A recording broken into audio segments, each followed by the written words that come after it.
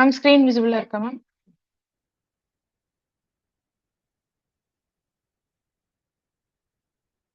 வணக்கம். Welcome to GMT Velan academy.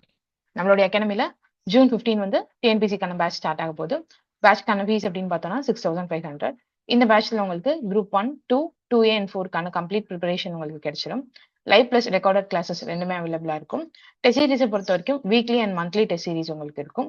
Study materials பைலிங்குவலா in PDF ஃபார்மேட்ல கொடுத்துருவோம். இந்த பேட்ச்க்கான டியூரேஷன் அப்படின்னு பார்த்தோம்னா 6 months. ஸோ இந்த த்ரூ அவுட் த 6 months உங்களுக்கான எக்ஸ்போர்ட் கைடன்ஸும் கிடைச்சிடும். ஸோ பேட்ச் பத்தின டீடைல்ஸ் தெரியணும் அப்படின்னா கீழே தெரியுற நம்பருக்கு காண்டாக்ட் பண்ணுங்க. ஸோ நம்ம வந்து 1 week 1 unit கம்ப்ளீஷன் சேலஞ்சில் இருக்கும். ஸோ அதில் வந்து இன்னைக்கு லாஸ்ட் கிளாஸ். இப்போ நம்ம பார்த்துட்டு இருக்கிறது unit 5 Indian economy and TN admin பார்த்துட்டு இருக்கோம். ஸோ அதில் யூனிட் 5 அப்படிங்கிறது அதாவது economy Indian economy and development administration Tamil Nadu அப்படிங்கிறது என்ன மாதிரியான வெயிட்டேஜ்ல நம்ம கேட்கறாங்கன்றது பார்க்கணும். குரூப் 1ல டோட்டலா ஒரு 50 கொஸ்டின்ஸ் வந்து இந்த யூனிட்ல இருந்து வரப்போகுது. குரூப் 2, 2A அண்ட் 4ல 20 கொஸ்டின்ஸ் வந்து கேட்க போறாங்க. ஸோ நம்மளுடைய யூடியூப்கோட லைவ் கிளாஸஸ் எல்லாமே 7:30 PM அப்லோட் ஆயிடும். ரெக்கார்டட் செஷன்ஸும் உங்களுக்கு அவைலபிளா இருக்கும். ஸோ எங்களுடைய பார்ட்டிசிபேஷன் எல்லாமே நாங்கள் கரெக்டாக கொடுத்துருவோம். வீடியோஸாக இருக்கட்டும், பேட்ச் டெஸ்ட் சீரிஸ் எல்லாமே நாங்கள் கரெக்டாக ப்ரொவைட் பண்ணிடுவோம். ஸோ உங்களுடைய பார்ட்டிசிபேஷன் அப்படிங்கிறது ரொம்பவே முக்கியமானது. உங்களுடைய பங்களிப்பு எப்படி இருக்கோ அதை வச்சு தான் உங்களுடைய சக்ஸஸ் ரேட் அப்படிங்கிறது இருக்கு. ஸோ கன்சிஸ்டன்சியா உங்களுடைய கோலுக்கு வந்து ஒர்க் பண்ணுங்க. ஓகே, ஒரு சின்ன ரீகேப் பார்த்துருவோம். எதனால எல்லாரும் டிஎன்பிஎஸ்சி சூஸ் பண்றோம் அப்படிங்கிறது நம்மளுடைய ஒரு செல்ஃப் மோட்டிவேஷனுக்காக. ஸோ ஃபர்ஸ்ட் கவர்மெண்ட் ஜாப் அப்படிங்கிறதுக்கான ஃபர்ஸ்ட் இம்பார்ட்டன்ட் விஷயம் என்ன அப்படின்னா ஃபினான்ஷியல் செக்யூரிட்டி. மற்ற செக்டர்ஸை காட்டிலும் இங்க வந்து உங்களுக்கு நல்ல ஒரு பே கிடைக்கும். அலவன்சஸா இருக்கட்டும், மற்ற எல்லா விஷயமுமே இதுல வந்து ஹையா இருக்கும். ரெண்டாவது ஜாப் செக்யூரிட்டி. ஒன்ஸ் நீங்க வந்து ப்ரொபேஷன் கம்ப்ளீட் பண்ணிட்டீங்க அப்படின்னாலே நீங்க ஒரு பெர்மனன்ட் எம்ப்ளாயி ஆயிருவீங்க. ஸோ மற்ற ஐடி செக்டர் அந்த மாதிரி இருக்க அந்த லே ஆஃப்கான பயம் எதுவுமே உங்களுக்கு கிடையாது. நீங்க ஒர்க் பண்றப்ப மட்டும் இல்லாம ரிட்டைர்மெண்ட்க்கு அப்புறமாவும் உங்களுக்கான பெனிஃபிட்ஸ் வந்து உங்களுக்கு தொடர்ந்து கிடைச்சிட்டே இருக்கும். In terms of pension, gratuity இது மூலமா. ஸோ லாஸ்ட் அண்ட் ஃபைனலா ஒரு சோஷியல் ஸ்டேட்டஸ். மத்த சமூகத்துல உங்களுக்கு என்ன மாதிரியான ஒரு அந்தஸ்து உங்களுக்கு கிடைக்குது அப்படிங்கிறது. அடுத்து கடைசியா ரொம்ப முக்கியமானது பப்ளிக்கான சர்வீஸ் பண்றதுக்கான ஒரு நல்ல ஒரு ஆப்பர்ச்சுனிட்டி வந்து உங்களுக்கு கவர்மெண்ட் செக்டார்ல கிடைக்கும். என்னென்ன மாதிரியான போஸ்ட் வந்து நம்மளுக்கு டிஎன்பிசில இருக்கு அப்படின்னு பார்த்தோம்னா குரூப் 1 சொல்லப்படுறதுல deputy collector, DSP, assistant commissioner in various departments இருக்கு. குரூப் 2 பொறுத்த வரைக்கும் சப் ரெஜிஸ்டர், முனிசிபல் கமிஷனர், இது வந்து இன்டர்வியூ கேடர்னு சொல்லுவாங்க. குரூப் 2A நான் இன்டர்வியூ கேடர். அதுல assistant section officer, personal clerk மாதிரியான போஸ்ட் வந்து கவர் ஆகும். கடைசியா குரூப் 4 அப்படிங்கிறதுல விஏஓ, ஜூனியர் அசிஸ்டன்ட், டைபிஸ்ட் மாதிரியான போஸ்ட் எல்லாமே உங்களுக்கு கவர் ஆகும். 2026 ஆனுவல் பிளானர் படி குரூப் 1க்கான நோட்டிபிகேஷன் இந்த ஜூன் 23 வர போறதா சொல்லியிருக்காங்க. ஸோ அதுக்கான எக்ஸாம் வந்து செப்டம்பர்ல இருக்கும் அப்படிங்கிறத சொல்லியிருக்காங்க. 2A எக்ஸாம் வந்து அக்டோபர்லயும், குரூப் 4 அதுதான் நம்ம இந்த இயரோட லாஸ்ட் எக்ஸாமா இருக்க போது அது வந்து டிசம்பர்லயும் இருக்கிறதா சொல்லியிருக்காங்க. ஸோ டிஎன்பிசி மட்டும் இல்லாம டிஎன்யூஎஸ்ஆர்பின்னு சொல்லப்படுறதுலையும் police and sub inspector and PC அந்த எக்ஸாம்க்கான நோட்டிபிகேஷனும் இந்த இயர்ல இருக்கிறதா சொல்லியிருக்காங்க. 2025 பொறுத்த வரைக்கும் அனலைஸ் பண்ணி பார்த்தோம் அப்படின்னா குரூப் 1ல 72 வேகன்சிஸ் விட்டுருந்தாங்க. ஸோ அதுல 1.81 lakh அப்பியர் ஆயிருந்தாங்க. இந்த 1.81லையும் ரியல் காம்படிட்டர்ஸ் அப்படின்னு பார்க்கும்போது ரொம்ப ஃபியூ தான். ஸோ இதுல வந்து உங்களுக்கான காம்படிஷன் அப்படிங்கிறது கம்மியா தான் இருக்கும். ஸோ அதுக்கேற்ற மாதிரி நீங்க வந்து உங்க ப்ரிப்பரேஷனை வச்சுக்கலாம். குரூப் 2 அண்ட் 2A அப்படியே பொறுத்த வரைக்கும் லாஸ்ட் இயர் 1200 வேகன்சிஸ் கிட்ட விட்டுருந்தாங்க. ஸோ 4 lakh கிட்ட அப்பியர் ஆயிருந்தாங்க. ஸோ இந்த 1200ங்கிறது லாஸ்ட் இயர்ல இருந்து கம்மி தான். ஸோ இந்த இயர்ல வந்து வேகன்சிஸ் வந்து கண்டிப்பா அதிகமா இருக்கும் அப்படின்னு சொல்லப்படுது.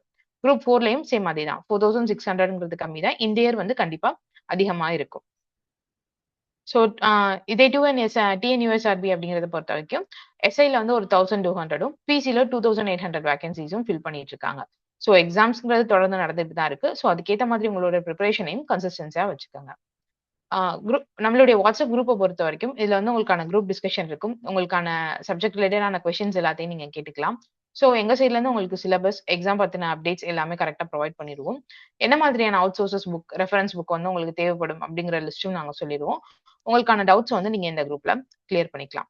ஒன்ஸ் நீங்க பேட்ச்ல என்ரோல் பண்ணதுக்கு அப்புறமா எங்க கிட்ட இருந்து உங்களுக்கான கூகுள் டிரைவ்க்கான லிங்க் வந்து ஆக்சஸ் கிடைக்கும். ஸோ அதுல வந்து உங்களுக்கான syllabus, previous year questions, reference புக்ஸோட லிஸ்ட், அதுக்கான பிடிஎஃப் எல்லாமே நாங்க ப்ரொவைட் பண்ணிடுவோம். ஸோ ஒன்ஸ் என்ரோல் பண்ணதுக்கு அப்புறமா நீங்க இந்த கூகுள் டிரைவ்க்கான லிங்க் வந்து ஆக்சஸ் பண்ணிக்கலாம். நெக்ஸ்ட் எஜுகேஷனல் குவாலிஃபிகேஷன் அப்படின்னு பார்த்தோம்னா எனி டிகிரி அப்படிங்கிறது இருந்தாலே நம்ம குரூப் 1, 2, 2A அண்ட் எஸ்ஏ வந்து எழுதலாம். எனி அதாவது 10th முடிச்சிருந்தோம், எஸ்எஸ்எல்சி முடிச்சிருந்தோம் அப்படின்னா குரூப் 4 அண்ட் பிசி எக்ஸாம் நம்ம வந்து எழுதலாம். நமக்கான சிலபஸ் இது எல்லாமே நமக்கு தெரிஞ்சிருச்சு. ஸோ இந்த இயர் 2026 அப்படிங்கிறது உங்களுக்கு ஒரு சக்சஸ்ஃபுல்லான இயர் அமையணும் அப்படிங்கிறதுக்காக எங்களுடைய ஜிஎம்டி வேலன் அகாடமி சார்பா எங்களுடைய விஷயத்தை நாங்க தெரிஞ்சுக்கிறோம். ஸோ ஜிஎஸ் அப்படிங்கறத பொறுத்த வரைக்கும் சிலபஸ்ல குரூப் 1ல 175 கொஸ்டின்ஸும், குரூப் 2, 2A அண்ட் 4ல 75 கொஸ்டின்ஸும் வரப்போறதா சொல்லியிருக்காங்க. ஸோ இதை யூனிட் வைஸ் ஸ்பிளிட் பண்ணி பார்த்தோம் அப்படின்னா குரூப் யூனிட் 1 அப்படிங்கிறது ஜெனரல் சயின்ஸ், 2 ஜியோகிராஃபி, 3 வந்து ஹிஸ்டரி ஐஎன்எம், 4 வந்து பாலிட்டி, 5 வந்து இப்போ நம்ம பார்த்துட்டு இருக்கக்கூடிய Indian economy and TN admin, 6 அப்படிங்கிறது தமிழ் சொசைட்டி. ஸோ இதுக்கான ஸ்பிளிட் அப் அப்படின்னு பார்க்கும்போது ஜெனரல் சயின்ஸ் அண்ட் ஜியோகிராஃபிலேருந்து ஈச் 10 கொஸ்டின்ஸும், ஹிஸ்டரி அண்ட் ஐஎன்எம்ல 25, இந்தியன் பாலிட்டியில 40, இந்தியன் எக்கனாமி அண்ட் டிஎன் அட்மின்ல 50 கொஸ்டின்ஸ். ஸோ தமிழ் சொசைட்டில வந்து 40, ஓவராலா 175 கொஸ்டின்ஸ் வந்து ஜிஎஸ்ல இருந்து கேட்க போறாங்க. ஸோ இந்த யூனிட் வைஸ் ஸ்பிளிட் அப் எப்படி இருக்குன்றத பொறுத்து உங்களுடைய ப்ரியாரிட்டியை கொடுத்து நீங்க ப்ரிப்பரேஷன் வச்சுக்கோங்க. நெக்ஸ்ட் குரூப் 2, 2A பொறுத்த வரைக்கும் 2A அண்ட் 4 பொறுத்த வரைக்கும் மொத்தம் 75 கொஸ்டின்ஸ் கேட்க போறாங்க. அதுல ஜெனரல் சயின்ஸ் அண்ட் ஜியோகிராஃபில ஈச் 5 கொஸ்டின்ஸ், ஹிஸ்டரி அண்ட் ஐஎன்எம்ல 10, பாலிட்டியில 15, Indian economy and TN admin and Tamil society each 20 கேட்க போறாங்க. ஸோ ஓவராலா 75 கொஸ்டின்ஸ் வந்து வரப்போகுது. ஸோ மிச்சம் இருக்கக்கூடிய 25 கொஸ்டின்ஸ் அப்படிங்கிறது ஆப்டிடியூட்ல இருந்து 15ம், ரீசனிங்ல இருந்து 10ம் கேட்க போறாங்க. ஸோ நம்ம இந்த சிலபஸ் வந்து ஸ்பிளிட் அப் பண்ணி பார்த்த வரைக்கும் நீங்க பார்த்திருப்பீங்க. ஹிஸ்டரியா இருக்கட்டும், ஐஎன்எம், பாலிட்டி, இந்தியன் எக்கனாமி, இது எல்லாமே உங்களுக்கு சோசியல் சயின்ஸ்ல தான் கவர் ஆக போகுது. உங்களுடைய ஃபோக்கஸ் வந்து அதுல தான் அதிகமா இருக்கணும். ஸோ உங்களுக்கான டீடைல்ஸ் எல்லாமே இதுல கிடைச்சிருக்கும். ஜஸ்ட் வந்து ஒரு ஜிஎஸ்ல என்னென்ன கேட்க போறாங்க, இந்த இயர் என்னென்ன மாதிரியான எக்ஸாம்ஸ் வரப்போகுது, இது எல்லாமே உங்களுக்கு தெரிஞ்சிருக்கும். ஸோ இப்போ நம்ம வீடியோக்குள்ள போகலாம். நம்ம ஆல்ரெடி பார்த்துட்டு இருக்கோம், நம்ம இந்தியன் எக்கனாமியோட லாஸ்ட் கிளாஸ்ல நம்ம இருக்கோம். ஓகேவா? அதுல இன்னைக்கு நம்ம பார்க்க போற ஃபர்ஸ்ட் டாபிக் டெவலப்மெண்ட் அட்மினிஸ்ட்ரேஷன், மேம்பாட்டு நிர்வாகம் அப்படிங்கிறது. வளர்ச்சி நிர்வாகம் அப்படின்னு சொல்லலாம், மேம்பாட்டு நிர்வாகம் அப்படிங்கிறது சொல்லலாம். டெவலப்மெண்ட் அட்மினிஸ்ட்ரேஷன்னா ஃபர்ஸ்ட் என்ன? ஓகேவா? மக்களோட வாழ்க்கை தரத்தை மேம்படுத்துறதுக்காக அரசு கொண்டு வர முயற்சிகள் அது எல்லாத்தையும் வந்து ஒரு சம்மரியா இருக்கக்கூடியது அந்த டெவலப்மெண்ட் அட்மினிஸ்ட்ரேஷன் அப்படிங்கிறது. இவங்களோட கவனம் அப்படிங்கிறது நம்ம சமுதாயத்தோட, நம்ம பொருளாதாரத்தோட வளர்ச்சியையும் முன்னேற்றத்தையும் ஃபோக்கஸ் பண்ணக்கூடியதா தான் இவங்களுடைய கவனம் அப்படிங்கிறது இருக்கும். ஸோ இவங்களுக்கான முக்கியமான நோக்கம் அப்படிங்கிறது மக்களுக்கு சிறந்த சேவைகள் வழங்குறது, அவங்களுடைய வாழ்க்கை தரத்தை மேம்படுத்துறது அப்படிங்கிறது அந்த டெவலப்மெண்ட் அட்மினிஸ்ட்ரேஷன். இதெல்லாம் வந்து சேர்த்து தான் இதுல வந்து நம்ம படிக்க போறோம். ஸோ இதுக்கான அப்ரோச் எப்படி இருக்கும் அப்படின்னு பார்த்தோம்னா, ஒரு பிளான்ட், ஆர்கனைஸ்ட் அண்ட் மக்களுக்கு சம்பந்தமான, மக்களுக்கு எந்த இது வந்து பொருந்தக்கூடியதோ அந்த மாதிரியான ஸ்கீம்ஸ் அண்ட் பாலிசிஸ் கொண்டு வர்றது தான் இந்த டெவலப்மெண்ட் அட்மினிஸ்ட்ரேஷன் அப்படிங்கிறதுல நம்ம பார்க்க போறோம்.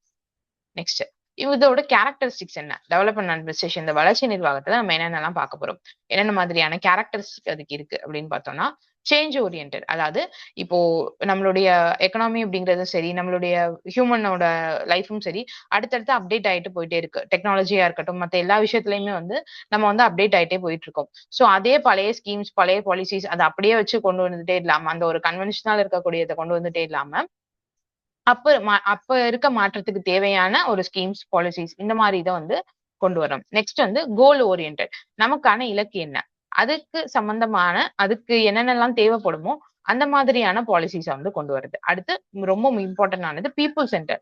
மக்களுக்கு எது வந்து பொருந்தக்கூடியதா இருக்கும் அப்படிங்கிறத பார்த்து கொண்டு வரணும். ஸோ லாஸ்ட் பார்த்தோம் அப்படின்னா இனோவேஷன் அண்ட் பிளெக்சிபிள். அது வந்து புதுசா இப்போ இருக்கக்கூடியதுக்கான அந்த அப்டேட்டோடையும் இருக்கணும், நெகிழ்வானதா இருக்கணும். அதாவது ரொம்ப ஸ்டபனா இல்லாம, ரொம்ப ரிஜிட்டா இல்லாம பிளெக்சிபிளா இருக்கணும் அப்படிங்கறது சொல்லியிருக்காங்க.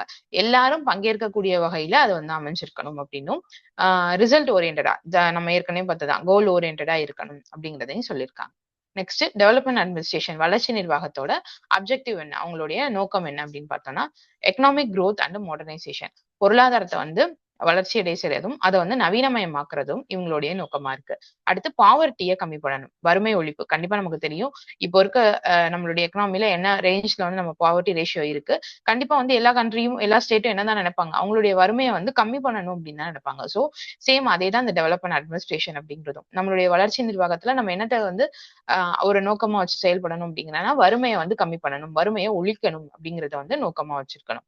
அடுத்து ரொம்ப இம்பார்ட்டன்ட் ஆனது சோசியல் ஜஸ்டிஸ் அண்ட் ஈக்விட்டி, சமூக நீதியும் சமத்துவம். இது வந்து எந்த ஒரு ஸ்கீம் எடுத்துக்கிட்டாலும் சரி, எந்த ஒரு கவர்மெண்டா இருந்தாலுமே அவங்களுடைய முக்கியமான நோக்கம் என்னவா தான் இருக்கணும், சமூக நீதியும் சமத்துவமும் தான் இருக்கணும். அடுத்து இம்ப்ரூவ்டு பப்ளிக் சர்வீசஸ், மேம்பட்ட பொது சேவைகள் அது நல்ல ஒரு குவாலிட்டியான ஒரு சர்வீசஸ் வந்து பீப்புளுக்கு வந்து ப்ரொவைட் பண்ணணும். அடுத்து nation building and institutional development, அந்த நம்மளுடைய நாடோட கட்டுமானமும் அவங்களோட அந்த நிறுவன மேம்பாடு. இந்த நிறுவனங்கள்ல எதை சொல்றாங்கன்னா இருக்கிற எல்லா சர்வீஸ் செக்டார்ஸா இருக்கட்டும், மத்த எல்லா மாதிரியான செக்டார்ஸ்ல இருக்கக்கூடியது எல்லாத்தையும் சேர்த்துதான் இந்த இன்ஸ்டிடியூஷன் அப்படின்ற வேர்ட்ல மீன் பண்றாங்க.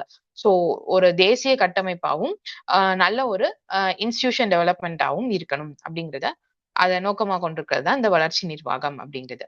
ஸோ நெக்ஸ்ட் நம்ம பார்க்க போறது தமிழ்நாடோட ஸ்டேட் பிளானிங், தமிழ்நாடோட மாநில திட்டமிடல். இதை பொறுத்த வரைக்கும் ஒரு சிஸ்டமேட்டிக் ப்ராசஸா இருக்கும். எப்படி அப்படின்னா நம்மளுடைய ஸ்டேட்டுக்கு தேவையான வளர்ச்சி, நம்மளோட ஸ்டேட்டுக்கு தேவையான, நம்ம மாநிலத்துக்கு தேவையான இந்த வளர்ச்சியை என்னென்ன பாலிசிஸ் மூலமா நம்ம கொண்டு வரலாம், என்னென்ன ப்ரோக்ராம், என்னென்ன ஸ்கீம்ஸ் மூலமா நம்ம கொண்டு வரலாம், அதை எப்படி நம்ம ஃபார்முலேட் பண்ணணும், அதை எப்படி வந்து நம்ம இம்ப்ளிமெண்ட் பண்ணி மக்கள் கிட்ட கொண்டு போய் சேர்க்கணும் அப்படிங்கிறது தான் இந்த ஸ்டேட்டோட பிளானிங் அப்படின்னு சொல்லப்படுறது. ஸோ இதோட நோக்கம் அப்படின்னு பார்த்துக்கிட்டாலுமே நமக்கு எக்கனாமிக் growth, நம்மளுடைய பொருளாதாரத்தை வளர்ச்சி அடைய செய்யணும், வறுமையை ஒழிக்கணும், எம்ப்ளாய்மெண்ட் ஜென்ரேட் பண்ணணும், வேலை வாய்ப்பை வந்து உருவாக்கணும், சமூக நீதி சோசியல் ஜஸ்டிஸ், இன்ஃப்ராஸ்ட்ரக்சர் டெவலப்மெண்ட் அப்படிங்கிறது உள்கட்டமைப்பு மேம்பாடு. சரிங்களா? இது எல்லாத்தையும் நோக்கமா கொண்டதுதான் இந்த ஸ்டேட் பிளானிங் அப்படிங்கிறது. நம்மளுடைய தமிழ்நாடு ஸ்டேட் பிளானிங் கமிஷன் அப்படிங்கிறது எப்போ எஸ்டாப்ளிஷ் பண்ணப்பட்டுச்சுன்னா 1971ல எஸ்டாப்ளிஷ் பண்ணாங்க. இது வந்து ஒரு அட்வைசரி பாடி, அதாவது ஒரு ஆலோசனை வழங்கக்கூடிய ஒரு குழு தான் இது. ஓகேவா? இவங்க என்ன பண்ணுவாங்கன்னா பிளான் ப்ரிப்பேர் பண்ணுவாங்க. திட்டங்கள் இருக்கு இல்லையா, நமக்கு எப்படி நம்ம வந்து நேஷனல் பிளானிங் கமிஷன் இருந்தோம், அதே மாதிரி ஸ்டேட்டோட பிளானிங் கமிஷன் அப்படிங்கிறது என்ன பண்ணுவாங்கன்னா திட்டங்கள் வந்து தீட்டுவாங்க. நம்ம தமிழ்நாட்டுக்கு என்னென்ன மாதிரியான திட்டங்கள் தேவைப்படுது அப்படிங்கிற ஒரு லிஸ்ட் வந்து ப்ரிப்பேர் பண்ணுவாங்க. அதை வந்து எப்படி இவால்வேட் பண்ணலாம், அந்த ஏற்கனவே இருக்கக்கூடிய ஸ்கீம்ஸ் வந்து நல்ல முறையில இயங்கிக்கிட்டு இருக்கா அப்படின்னும், அதுல ஏதாவது குறைபாடு இருந்துச்சுன்னா அதை எப்படி சரி செய்யலாம் அப்படின்னும், இன்னும் அதை வந்து எப்படி அடுத்த கட்டத்துக்கு கொண்டு போகலாம், இதனால எவ்வளவு மக்கள் பயனடைறாங்க, எல்லாருக்கும் இது வந்து உண்மையானே பயனுள்ளதா இருக்கா, இல்ல இதுல ஏதாவது சேஞ்சஸ் கொண்டு வரணுமா அப்படின்னு அந்த குழு சேர்ந்து என்ன பண்ணுவாங்கன்னா ஏற்கனவே இருக்கக்கூடிய திட்டங்களையுமே வந்துட்டு மதிப்பிடுவாங்க. சோ இதுல இருந்து என்ன தெரியுதுன்னா, ஜஸ்ட் ஒரு ஸ்கீம் வந்துருச்சு அப்படிங்கிறதுக்காக அதை அப்படியே விட்டுறாம நம்ம இம்ப்ளிமெண்ட் பண்ணிட்டோம் அப்படின்னு விட்டுட்டு அடுத்தடுத்து போகாம ஏற்கனவே இருக்கக்கூடிய ஸ்கீம்ஸையும் எவாலுவேட் பண்றாங்க, அடுத்து புதுசா என்னென்னலாம் தேவைப்படுது அப்படிங்கிறதையும் ப்ரிப்பேர் பண்றாங்க. சோ இது வந்து ஒரு ரொம்பவே நல்ல ஒரு விஷயம். அடுத்து பாலிசிஸ் வந்து சஜஸ்ட் பண்ணுவாங்க. இப்ப நமக்கே தெரியும் என்னென்ன நிறைய பாலிசிஸ் இருக்கு. இப்போ ஃபுட்வேர் பாலிசி, அதுக்கப்புறம் விமனுக்கு தேவையான விமன் டெவலப்மெண்ட்க்கு தேவையான பாலிசி, அப்புறம் சில்ட்ரனுக்கு தேவையான பாலிசின்னு அது மாதிரி நிறைய கொள்கைகள் வந்து அரசாங்கம் வந்து அடுத்தடுத்து ரிலீஸ் பண்ணிட்டே இருக்காங்க. சோ அந்த மாதிரியான பாலிசிஸ் என்னென்ன கொள்கைகள் வந்து தேவை அப்படிங்கிறத பரிந்துரைப்பாங்க. இவங்களுடைய ஃபங்க்ஷன் அப்படின்னு பார்க்கும்போது நம்ம ஆல்ரெடி சொன்னதுதான், பிளான் ஃபார்முலேட் பண்ணுவாங்க, திட்டமிடுவாங்க, ரிசோர்ஸ் அலோகேட் பண்ணுவாங்க. ஒரு பிளான வந்து அவங்க ஃபார்ம் பண்ணிட்டாங்க அப்படின்னா அதுக்கான நிதி வேணும் இல்லையா, அதுக்கான எல்லாத்துக்குமே நம்ம ஒரு விஷயம் பண்றோம்னாலே அது கண்டிப்பா பணம் வேணும். சோ அதுக்கான ரிசோர்ஸை வந்து எப்படி ஒதுக்கிடலாம் அப்படின்றது பண்ணுவாங்க. அடுத்து மானிட்டரிங் ஸ்கீம், நம்ம ஆல்ரெடி சொன்ன மாதிரி தான், ஏற்கனவே இருக்கக்கூடிய ஸ்கீம்ஸ் வந்து மானிட்டர் பண்றது, நல்ல முறையில இயங்கிட்டு இருக்கா அப்படின்னு பாக்குறது. அடுத்து பாலிசி ரெக்கமெண்டேஷன், என்னென்ன பாலிசி வந்து தேவைப்படுது அப்படிங்கறத ரெக்கமெண்ட் பண்றது. டெவலப்மெண்ட் எவாலுவேஷன், வளர்ச்சிக்கு என்னென்ன மாதிரியான ஆஹ் செயல்பாடுகளை நம்ம செய்யணும் அப்படிங்கிறத வந்து இவால்வேட் பண்றது. இதெல்லாம் தான் இவங்களுடைய ஃபங்க்ஷன், செயல்பாடுகளா இருக்க போகுது. நெக்ஸ்ட் இந்த பிளானிங் கமிஷன்ல யார் யாரெல்லாம் இருப்பா அப்படின்னு பார்க்க போறோம். ஃபர்ஸ்ட் வந்து சேர்மன் அப்படிங்கிறது யாருன்னா நம்ம தமிழ்நாடோட சீஃப் மினிஸ்டர் தான் இதோட சேர்மனா இருக்க போறாங்க. ரெண்டாவது வைஸ் சேர்மன், அவங்களை அப்பாயிண்ட் பண்றது யாரு அப்படின்னா கவர்மெண்ட் தான் அப்பாயிண்ட் பண்ணுவாங்க. சோ அரசால நியமிக்கப்படுற ஒரு துணைத் தலைவர் இருப்பாரு, ஒரு சேர்மன், ஒரு வைஸ் சேர்மன். அடுத்து ஃபுல் டைம் மெம்பர்ஸ், அதாவது பொருளாதாரம், வேளாண்மை, அப்புறம் தொழில் வளர்ச்சி, அப்புறம் ஊரக வளர்ச்சி, அப்புறம் வந்து சோசியல் வெல்ஃபேர், அதாவது சமூக நலன், இது சார்ந்த துறைகள்ல இருக்கக்கூடிய வல்லுநர்கள் இருப்பாங்க இல்லையா, நிபுணர்கள் இருப்பாங்க இல்லையா, அவங்கள சில பேரை வந்து ஃபுல் டைம் மெம்பர்ஸா அப்பாயிண்ட் பண்ணுவாங்க. அடுத்து பார்ட் டைம் மெம்பர்ஸ் அப்படிங்கிறது அகாடமிஷியன்ஸ் அண்ட் வேரியஸ் ஃபீல்ட், அதாவது பல்வேறு துறைகள்ல வல்லுநர்களா இருக்கவங்களும் அறிஞர்களா இருக்கவங்களையும் பார்ட் டைம் மெம்பர்ஸ் அப்பாயிண்ட் பண்ணுவாங்க. அஞ்சாவதா சொல்லப்படுறது மெம்பர் செக்ரட்டரி. இதுல வந்து நிறைய ஜோன் சொல்லுவாங்க, நிறைய இதுல வந்து டிபார்ட்மெண்ட் சொல்லுவாங்க. ஒவ்வொரு டிபார்ட்மெண்ட்டுக்கும் ஒவ்வொரு மெம்பர் செக்ரட்டரி அப்படிங்கிறத நியமிச்சிருப்பாங்க. அவங்க யார் அப்படின்னா சீனியர் ஐஏஎஸ் ஆஃபீஸரா இருப்பாங்க, மூத்த ஐஏஎஸ் அதிகாரி ஒருத்தவங்க தான் அந்த மாதிரியான ஒரு மெம்பர் செக்ரட்டரி அப்படிங்கிற போஸ்டுக்கு வந்து அப்பாயிண்ட் பண்ணுவாங்க. ஓகே, இந்த பிளானிங்கோட எந்தெந்த ஏரியாவுக்கு முக்கியத்துவம் கொடுப்பாங்க, இதுல என்னென்ன துறைகள்லாம் முக்கியமானது அப்படின்னு பார்த்தோம்னா நம்ம தமிழ்நாட்டுக்கு ரொம்பவே முக்கியமானது first agriculture. So agricultural policy and அதுக்கான பிளானிங். ஓகேவா? வேளாண்கான கொள்கையும் அதுக்கான திட்டமிடல். ரெண்டாவது இண்டஸ்ட்ரி. நம்ம இது பாத்தீங்கன்னா அப்படியே உங்களுக்கு செக்டார் வைஸா மூவ் ஆகுற மாதிரி இருக்கும். ஃபர்ஸ்ட் அக்ரிகல்ச்சர், பிரைமரி செக்டார், அடுத்து செகண்டரி, அதுக்கடுத்து ஹெல்த், இதெல்லாம் வந்துட்டு அந்த மாதிரியான ஒரு செக்டார் வைஸ் மூவ் ஆகுற மாதிரியே இருக்கும். ஸோ செகண்ட் அப்படின்னு பார்த்தோம்னா இண்டஸ்ட்ரீஸ், பவர் அண்ட் டிரான்ஸ்போர்ட். தொழில், மின்சாரம் மற்றும் போக்குவரத்து இது சார்ந்த பிளானிங். அடுத்து ஹெல்த் அண்ட் சோஷியல் வெல்ஃபேர், சுகாதாரமும் சமூக நலம் சார்ந்தது. அடுத்து rural development and district planning, ஊரக வளர்ச்சி மற்றும் மாவட்ட திட்டமிடல். அடுத்து அட்மினிஸ்ட்ரேஷன், நம்ம தமிழ்நாடோட அட்மினிஸ்ட்ரேஷன் எப்படி இருக்கணும், நிர்வாகம் எப்படி இருக்கணும், எல்லாமே கொண்டு வந்தாலும் நிர்வாகம் எந்த அளவுக்கு சரியா இயங்குதோ அதை பொறுத்துதான் அதுக்கான ரிசல்ட் இருக்க போகுது. சோ நிர்வாகம் அப்படிங்கிறது எந்த விதத்துல இயங்கிட்டு இருக்கு அப்படிங்கிறத பார்ப்பாங்க. அடுத்து லேண்ட் யூஸ், நிலத்தை எப்படி நம்ம பயன்படுத்தலாம் அப்படிங்கிறது அதிகமா இருக்கு அப்படிங்கிறதுக்காக நம்ம ஆல்ரெடி நம்ம லாஸ்ட் கிளாஸ்லயே பார்த்திருக்கோம். நமக்கு எவ்வளவு 4% ஆஃப் லேண்ட் வச்சிருக்கோம். இந்தியாவோட மொத்த நிலப்பரப்புல 4% நம்ம வச்சிருக்கோம். அந்த 4% நிலப்பரப்பை எந்த வகையில நம்ம யூஸ் பண்ணலாம், எந்தெந்த ஸ்கீம்ஸ்க்கு எந்தெந்த பாலிசிஸ்க்கு என்னென்ன மாதிரியான நிலங்கள் தேவைப்படுது, எவ்வளவு நிலங்கள் தேவைப்படுது. இப்போ புதுசா ஒரு ஏர்போர்ட் ப்ராஜெக்டே கொண்டு வராங்க அப்படின்னா அதை எந்த இடத்துல அமைக்கலாம், இல்ல வேற ஏதோ ஒரு கெமிக்கல் பிளான்ட்டோ இல்ல ஒரு நியூக்ளியர் பிளான்ட் இந்த மாதிரி ஒண்ணு அமைக்க போறதா திட்டமிட்டு இருக்காங்க அப்படின்னா அதை எந்த இடத்துல கொண்டு போய் வைக்கலாம்.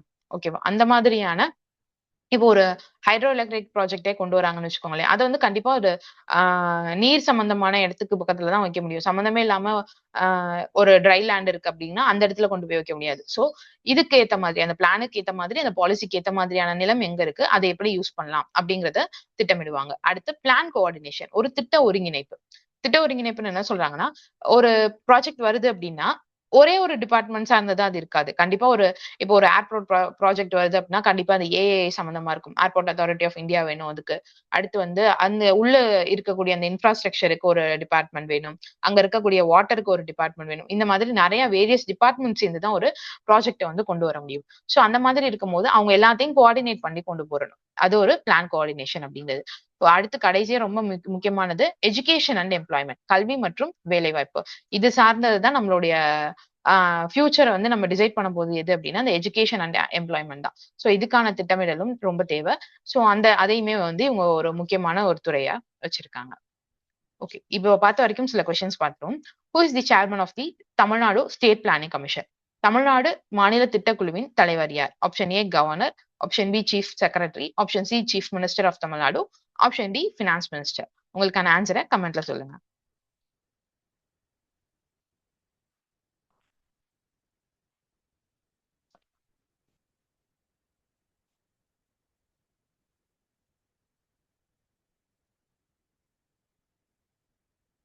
S, option C chief minister of Tamil Nadu அப்படிங்கிறது கரெக்டான ஆன்சர். ஒரு ஸ்டேட் பிளானிங் கமிஷன் அப்படின்னு இருக்காங்கன்னா அதோடைய சேர்மனா யார் தான் இருப்பா? அந்த ஸ்டேட்டோட சீஃப் மினிஸ்டர் தான் இருப்பாங்க. What is characteristic of development administration? Development அதாவது வளர்ச்சி நிர்வாகத்தோட ஒரு பண்பு என்ன அப்படின்னு கேட்டிருக்காங்க. ஆப்ஷன் ஏ சீக்ரெட்டிவ் அப்ரோச், ரகசிய அணுகுமுறை. ஆப்ஷன் பி சேஞ்ச் ஓரியன்டட், மாற்றத்தை நோக்கி. ஆப்ஷன் சி பொலிட்டிக்கல் டாமினன்ஸ், அரசியல் ஆதிக்கம் இருக்கணும். Option D centralised control only, மையப்படுத்தப்பட்ட கட்டுப்பாடு மட்டும்.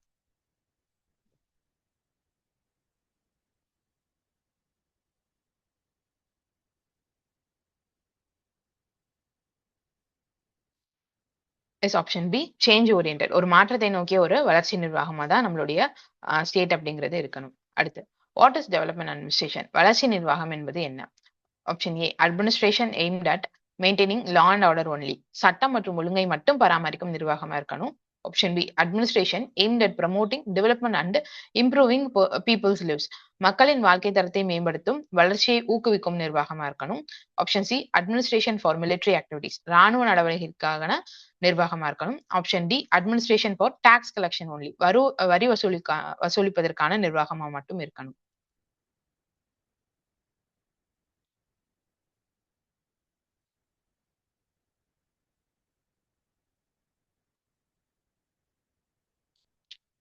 Option B administration aimed at promoting development and improving people's lives, மக்களோட வாழ்க்கை தரத்தை மேம்படுத்துறதுக்கும் அவங்களுடைய வளர்ச்சியை ஊக்குவிக்கிறதுக்கான ஒரு நிர்வாகமா இருக்கிறது அப்படின்னா நம்மளுடைய வளர்ச்சி நிர்வாகம் அப்படிங்கிறது. சோ நெக்ஸ்ட் டாபிக் என்ன பார்க்க போறோம்னா லோக்கல் கவர்னன்ஸ், உள்ளாட்சி நிர்வாகம். சோ இந்த பஞ்சாயத்து ராஜ் சிஸ்டம், இந்த உள்ளாட்சி நிர்வாகம் அப்படிங்கிறது என்னென்ன மாதிரியான எவாலுவேஷன்ல வந்துச்சு, என்னென்ன பரிணாமங்கள் வந்தது அப்படின்னு பார்த்தோம்னா, ஃபர்ஸ்ட் இந்த பல்வந்த் ராய் மேத்தா கமிட்டி அப்படிங்கிறது அதுக்கான அந்த ஆரிஜின் அப்படிங்கிறது. சோ அவங்க எப்போ ஃபார்ம் பண்ணப்பட்டது அப்படின்னா ஜான்வரி 1957, 1957 தான் அந்த குழுவை நியமிச்சாங்க. எதுக்காக அப்படின்னா அப்போ இருந்த அந்த கம்யூனிட்டி டெவலப்மெண்ட் ப்ரோக்ராம், 1952 வந்த அந்த கம்யூனிட்டி டெவலப்மெண்ட் ப்ரோக்ராமையும் நேஷனல் எக்ஸ்டென்ஷன் சர்வீஸ்னு சொல்லப்படுற 1953 வந்ததையும் எக்ஸாமைன் பண்றதுக்காக, அதை பத்தின ஆய்வை மேற்கொள்றதுக்காக அமைக்கப்பட்டதுதான் இந்த குழு அப்படிங்கிறது. இதோடைய சேர்மனா யார் இருந்தாங்கன்னா பல்வந்த் ராய் ஜி மேத்தா அப்படிங்கிறவர் தான் இருந்தாரு. ஸோ இதோட ரிப்போர்ட் எப்போ சப்மிட் பண்ணாங்கன்னா நவம்பர் 1957 சப்மிட் பண்ணாங்க. கிட்டத்தட்ட ஒரு 11 மாச காலகட்டம் வந்து எடுத்துக்கிட்டாங்க. அதுல ரிப்போர்ட் வந்து சப்மிட் பண்ணாங்க. ஸோ என்ன இவங்க வந்து ரெக்கமெண்ட் பண்ணாங்க அப்படின்னா டெமோக்ராட்டிக் டீசென்ட்ரலைசேஷன், அதுதான் பஞ்சாயத்து ராஜ் அப்படின்னு சொல்றது. அதாவது ஜனநாயக பகிர்மானம். நம்ம எல்லாத்தையும் வந்து ஒரு ஒரு மொத்தமா ஒரு சென்ட்ரலைஸ்டு ஒரு கவர்மெண்டா இல்லாம பிரிச்சு கொடுக்கறது, அதான் டீசென்ட்ரலைசேஷன் அப்படின்னு சொல்றது. அது மாதிரி ஒரு பஞ்சாயத்து ராஜ் அப்படிங்கறத உருவாக்கணும் அப்படிங்கறத தான் இவங்க வந்து ரெக்கமெண்ட் பண்ணாங்க. சோ இவங்களுடைய மத்த ரெக்கமெண்டேஷன் அப்படின்னு பார்க்கும்போது ஒரு 3 டயர் ஸ்ட்ரக்சரா இருக்கணும் அப்படின்னு சொன்னாங்க. அதாவது ஒரு டிஸ்ட்ரிக்ட் லெவல்ல, மாவட்ட அளவுல வந்து ஜிலா பரிஷத் அப்படிங்கிற ஒரு அமைப்பும், பிளாக் லெவல்ல பஞ்சாயத்து சமிதி அப்படிங்கிற ஒரு அமைப்பும், கிராம அளவுல வந்துட்டு கிராம பஞ்சாயத்து அப்படிங்கிற ஒரு அமைப்பும் இருக்கணும் அப்படிங்கறத சொன்னாங்க. அடுத்து genuine transfer of power and responsibility, அதிகாரத்தையும் பொறுப்பையும் உண்மையான அளவுல மாற்றணும். பேரளவுல மட்டும் இல்லாம உண்மையாவே அவங்களுக்கு வந்து அந்த கிராம பஞ்சாயத்தா இருக்கட்டும், பஞ்சாயத்து சமிதியா இருக்கட்டும், எல்லாத்துக்கும் அவங்கவுங்களுக்கான அதிகாரத்தையும் அவங்கவுங்களுக்கான அந்த அவங்களுக்கான ரெஸ்பான்சிபிலிட்டிஸ் என்னென்ன இருக்கோ அது எல்லாத்தையும் அவங்களுக்கு வந்து பிரிச்சு கொடுக்கணும். உண்மையான லெவல்ல பிரிச்சு கொடுக்கணும். ஜஸ்ட் வந்து ஒரு பேப்பர் இல்லாம உண்மையான அளவுல வந்து பிரிச்சு கொடுக்கணும் அப்படிங்கறத சொன்னாங்க. அடுத்து 3வது வந்து அடிக்குவேட் ரிசோர்சஸ் தேவை. நம்மளுடைய எக்கனாமியை கொண்டு போறதுக்கு ஒரு போதுமான வளங்கள் தேவை. அது என்னென்ன மாதிரியான வளங்களா இருக்கணும் அப்படிங்கறதையும் ரெக்கமெண்ட் பண்ணாங்க. அடுத்து கடைசி 4வதா all development programs channelised through these bodies, எல்லா அரசு கொண்டு வர எல்லா திட்டங்களும், மேம்பாட்டு திட்டங்களுமே வந்து இந்த ஸ்ட்ரக்சர் சொல்லியிருக்காங்க இல்லையா, சோ இவங்க மூலமா தான் அது வந்து இம்ப்ளிமெண்ட் பண்ணப்படணும் அப்படிங்கறத சொன்னாங்க. ஃபர்ஸ்ட் வந்து அடாப்ட் ஆனது எப்போ அப்படின்னா அக்டோபர் 2, 1959 முதல்ல இதோட ரெக்கமெண்டேஷன்ஸ் வந்து ஏத்துக்கிட்டாங்க. சோ ஃபர்ஸ்ட் அடாப்ட் பண்ணது யாரு அப்படின்னு சொன்னோம்னா ராஜஸ்தான்ல இருக்கக்கூடிய நாகூர் மாவட்டம் அப்படிங்கிறது, நாகூர் டிஸ்ட்ரிக்ட் அப்படின்னு சொல்றவங்க தான் இதை வந்து ஃபர்ஸ்ட் அடாப்ட் பண்ணாங்க. எப்போ அக்டோபர் 2 காந்தி ஜெயந்தி அப்பதான் வந்து இதை அடாப்ட் பண்ணிக்கிட்டாங்க. சோ இந்த இது கமிட்டி வந்து போடப்பட்டது 57 ஜான்ல, 57 நவம்பர்ல ரிப்போர்ட் சப்மிட் பண்ணாங்க. சோ 59 அக்டோபர்ல வந்து இதை அக்செப்ட் பண்ணிக்கிட்டாங்க, அதாவது அடாப்ட் பண்ணிக்கிட்டாங்க. நெக்ஸ்ட் இந்த 3 டயர் சிஸ்டம் அப்படிங்கிறது, அந்த மும்மட்ட பஞ்சாயத்து துறை அப்படிங்கிறது என்னென்ன அப்படின்னா 3 levels of rural local self government அப்படின்னு சொல்லுவாங்க. அதாவது கிராமப்புற தன்னாட்சியோட 3 நிலைகள். அதுல முதல்ல நிலையில் இருக்கக்கூடிய அந்த வில்லேஜ் பஞ்சாயத்து அப்படின்னு சொல்லப்படுறது. இதுல வந்து அந்த ரெப்ரசன்டேட்டிவ்ஸ் எல்லாருமே யார் எலெக்ட் பண்ணுவோம் அப்படின்னா மக்கள், அங்க இருக்கக்கூடிய அந்த கிராமத்துல இருக்கக்கூடிய மக்கள் தான் வந்து எலெக்ட் பண்ணுவாங்க. சோ இதோட மெம்பர் அப்படின்னு பார்க்கும்போது கிட்டத்தட்ட 5ல இருந்து 31 வரைக்கும் இருப்பாங்க. சீட்ஸ் அப்படிங்கறத பொறுத்த வரைக்கும் அந்த எலெக்டட் ரெப்ரசன்டேட்டிவ்கான சீட்ஸ் வந்து எஸ்சி, எஸ்டி அண்ட் விமன் இவங்களுக்கு எல்லாத்துக்குமே வந்து ரிசர்வ்டு சீட்ஸும் வந்து வச்சிருந்தாங்க. சோ இதோட சேர்மன் அப்படிங்கிறவங்க எலெக்டட் மெம்பரா இருக்க போறாங்க. அவங்க வந்து கிராம சபாக்கு வந்து அக்கௌண்டபிள், அதாவது அவங்க வந்து கிராம சபா கேட்கறதுக்கு வந்து இவங்க வந்து ஆன்சர் பண்ணி ஆகணும். கிராம சபா அப்படிங்கிறது என்னன்னா வில்லேஜ்ல இருக்கக்கூடிய எல்லா அந்த அடல்ட்ஸ், சீனியர்ஸ் இருப்பாங்க இல்லையா, அவங்க எல்லாம் சேர்ந்து இருக்கக்கூடிய அந்த கிராம சபா அப்படிங்கிறது. சோ அவங்களுடைய வேலை என்ன அப்படின்னா அவங்க சொல்லக்கூடிய அந்த கைட்லைன்ஸா இருக்கட்டும், அவங்க கொண்டு வர அந்த திட்டங்கள் எல்லாமே வந்துட்டு உண்மையானே பயனுள்ளதா இருக்கா அப்படிங்கறத சூப்பர்வைஸ் பண்ணி தேவையான கைட்லைன்ஸ் வந்து கொடுக்குறது. 2வது லெவல்ல பிளாக் லெவல்ல இருக்கக்கூடியதான் பஞ்சாயத்து சமிதி அப்படிங்கிறது. அது வந்து indirectly elected members of village panchayat. Village பஞ்சாயத்துல இன்டைரக்டா வந்து இவங்களை வந்து எலெக்ட் பண்ணுவாங்க. சோ லாஸ்டா இருக்கக்கூடியது ஜிலா பரிஷத் அப்படிங்கிறது டிஸ்ட்ரிக்ட் லெவல்ல. சோ இதுதான் வந்து அந்த 3 ஸ்ட்ரக்சர்லயே டாப்ல இருக்க போது. இதோட சேர்மன் வந்து யாரு, இதோட சேர்மன் வந்து எலெக்ட் பண்ணுவாங்க. யாரு இதோட சேர்மன் வந்து எலெக்ட் பண்ணிப்பாங்க. நியாய பஞ்சாயத்து அப்படிங்கிறது ஜுடிஷியல் பாடி ஃபார் பெட்டி சிவில் அண்ட் கிரிமினல் கேசஸ். அங்க ஜிலா பரிஷத்துல இருக்கக்கூடிய அந்த கிராமத்துல ஏற்படக்கூடிய அந்த சின்ன சின்ன அந்த கேசஸ் இருக்கும் இல்லையா, சோ அதெல்லாத்தையும் ஒரு இது பண்ற ரூல் பண்ற ஒரு பாடியா இருக்கிறது அந்த நியாய பஞ்சாயத்து அப்படின்னு சொல்றது. ஓகேவா. அடுத்து இதுல வந்து பீப்புளோட பார்ட்டிசிபேஷன் அப்படிங்கிறது ரொம்ப முக்கியமானது. டீசென்ட்ரலைசேஷன், அதிகார பரவலாக்கம் அப்படின்னு சொல்லுவோம். லோக்கல் செல்ஃப் கவர்மெண்ட், உள்ளாட்சி நிர்வாகம். ரூரல் டெவலப்மெண்ட், ஊரக வளர்ச்சிக்காகவும். அடித்தள நீதி, ஜஸ்டிஸ் அட் கிராஸ் ரூட் லெவல்ல இருந்து, அதாவது அடித்தளத்துல இருந்து வந்து கொண்டு வருது, அதான் பாட்டம் அப் லெவல் அப்படின்னு சொல்லுவோம். அடுத்து வந்தக்கூடிய ஒரு குழு தான் அசோக் மேத்தா குழு, அசோக் மேத்தா கமிட்டி அப்படிங்கிறது. இவங்க எப்ப அப்பாயிண்ட் பண்ணாங்கன்னா டிசம்பர் 1977, 1977 டிசம்பர்ல வந்து அப்பாயிண்ட் பண்ணாங்க. எந்த கவர்மெண்டால அமைக்கப்பட்டது அப்படின்னு பார்த்தோம்னா ஜனதா கவர்மெண்டால அமைக்கப்பட்டதுதான் இந்த குழு அப்படிங்கிறது. இவங்களுடைய ரிப்போர்ட் அவங்க சப்மிட் பண்ணது 1978ல, 77ல கமிட்டி, 78ல வந்து ரிப்போர்ட். இந்த நான் சொல்லப்படுற இந்த கமிட்டி இருக்கட்டும், அவங்களுடைய இயர் வந்து ரொம்பவே முக்கியம். இது வந்து டிஎன்பிசியோட ஒரு ரிப்பீட்டட் கொஸ்டின்ல வந்து இது இருக்கும். சோ குரோனாலஜிக்கல் ஆர்டர்லயோ இல்ல மேட்ச்லயோ ஏதோ ஒரு வகையில வந்து இந்த கமிட்டி பத்தின கொஸ்டின்ஸ் வந்து இருந்துட்டே இருக்கு. சோ அந்த 3 டயர் சிஸ்டம்னு சொன்னாங்க இல்லையா பல்வந்த் ராய் மேத்தா கமிட்டி. சோ அதை வந்து ரீப்ளேஸ் பண்ணி 2 டயர் சிஸ்டமா இவங்க கொண்டு வந்தாங்க. ஃபர்ஸ்ட் வந்து மண்டல் பஞ்சாயத், அதுக்கு அடுத்து வந்து ஜில்லா பரிஷத், அது வந்து டாப் லெவல்ல. இந்த மண்டல் பஞ்சாயத் அப்படிங்கிறது 15,000 இருந்து 20,000 வரைக்கும் பாப்புலேஷன் மக்கள் தொகை இருக்கக்கூடிய ஒரு பகுதியா இருந்துச்சுன்னா அதை வந்து மண்டல் பஞ்சாயத்தும், அதுக்கு மேல இருக்கக்கூடியது வந்து ஜில்லா பரிஷத் அப்படின்னு சொன்னாங்க. அடுத்து பஞ்சாயத் ராஜ் இன்ஸ்டிடியூஷன்ஸ் வந்துட்டு மத்த ஸ்டேட் கவர்மெண்ட்ஸ் அவங்கவுங்களுடைய ஸ்டேட் கவர்மெண்ட்ஸ் இருக்கு இல்லையா, மாநில அரசை வந்து டிபெண்ட் பண்ணி இருக்கிறத குறைக்கணும் அப்படிங்கறத ஒரு ரெக்கமெண்டேஷனா சொல்லியிருந்தாங்க. அடுத்து வந்து அவங்க இதை வந்து குறைக்கணும் அப்படின்னா என்ன பண்ணணும், அவங்களுக்கான அதிகாரத்தை வந்து வழங்கணும். சோ இந்த ப்ரொஃபஷன் டாக்ஸ், என்டர்டைன்மெண்ட் டாக்ஸ், இந்த மாதிரியான நிறைய வரிகள் இருக்கு இல்லையா, அதை வசூலிக்கிறதுக்கான அங்கீகாரத்தை வந்து இவங்களுக்கு கொடுக்கணும் அப்படிங்கிறதையும் சொல்லியிருந்தாங்க. அடுத்து மூணாவது suggested the setting up of social justice committee in each ஜில்லா பரிஷத். ஒவ்வொரு ஜில்லா பரிஷத்லயும் ஒரு சோசியல் ஜஸ்டிஸ் கமிட்டி அப்படிங்கறத, சமூக நீதி குழு அப்படிங்கறத வந்து ஒண்ணு அமைக்கணும் அப்படின்னு சொன்னாங்க. எதுக்காக அப்படின்னா சமுதாயத்துல இருக்கக்கூடிய அந்த வல்னரபிள் செக்ஷன்ஸ் இருக்காங்க இல்லையா, அவங்களுடைய பாதுகாப்பை மேம்படுத்தணும் அப்படிங்கிறதுக்காக. அடுத்து கடைசியா favor the open participation of political parties in the working of panchayat raj institutions. இது என்ன மாதிரியான விஷயம் அப்படின்னா, பஞ்சாயத் ராஜ் அதாவது நம்ம இப்ப சொல்லிட்டு இருக்கோம் இல்லையா, அந்த ஜில்லா பரிஷத், மண்டல் பஞ்சாயத், இந்த மாதிரியான அமைப்புகள்ல அரசியல் கட்சிகளோட தலையீடுகள் இருக்கலாம் அப்படிங்கறத ஒரு ஃபேவரா வந்து இவங்க அனௌன்ஸ் பண்ணாங்க. அடுத்து இருக்கக்கூடிய கமிட்டி அப்படின்னா ஜிவி.கே. ராவ் கமிட்டி. இந்த கமிட்டி வந்து போடப்பட்டது 1985ல. ஓகேவா. இது வந்து committee on administrative arrangement for rural development and poverty alleviation programme அப்படின்னு சொல்லுவாங்க. இதோட சேர்மனா ஜிவி.கே. ராவ் இருந்ததுனால இதை வந்து ஜிவி.கே. ராவ் கமிட்டி அப்படின்றத சொல்றாங்க. சோ இதுக்கான உண்மையான பேர் என்னன்னா committee on administrative arrangement for rural development and poverty alleviation programme. கிராமப்புற வளர்ச்சி மற்றும் வறுமை நீக்க திட்டங்களுக்காக, வறுமை ஒழிப்பு திட்டங்களுக்கான நிர்வாக அமைப்பு அப்படிங்கறதான் இது. இந்த கமிட்டியோட ரிப்போர்ட்டை பேஸ் பண்ணி, அதாவது இந்த ஜிவி.கே. ராவோட கமிட்டி வந்து ரிப்போர்ட் அப்படிங்கிறது வந்து 1986ல வந்துச்சு. இதை பார்க்கும்போது மத்த கமிட்டிஸ், தனவாலா கமிட்டியா இருக்கட்டும், block level planning and Hanumanth Rao committee இருக்குல்ல, அவங்களுடைய ரெக்கமெண்டேஷன்ஸ்ல இருந்து இவங்களுடைய ரிப்போர்ட் அப்படிங்கிறது டிஃப்ரெண்டா இருந்துச்சு அப்படின்னு சொல்றாங்க. சோ அவங்க அப்படி என்னென்ன ரெக்கமெண்டேஷன்ஸ் வந்து பரிந்துரைச்சாங்க அப்படின்னு பார்த்தோம்னா, ஜில்லா பரிஷத்துக்கு வந்து இம்பார்ட்டன்ஸ் கொடுத்தாங்க. அதாவது டெமோக்ராட்டிக் டீசென்ட்ரலைசேஷனுக்காக ஜில்லா பரிஷத் அப்படிங்கிறது ரொம்பவே முக்கியமானது, அவங்களுக்கான அதிகாரத்தை வந்து நம்ம அதிகமா வழங்கணும் அப்படிங்கறத வந்து சொன்னாங்க.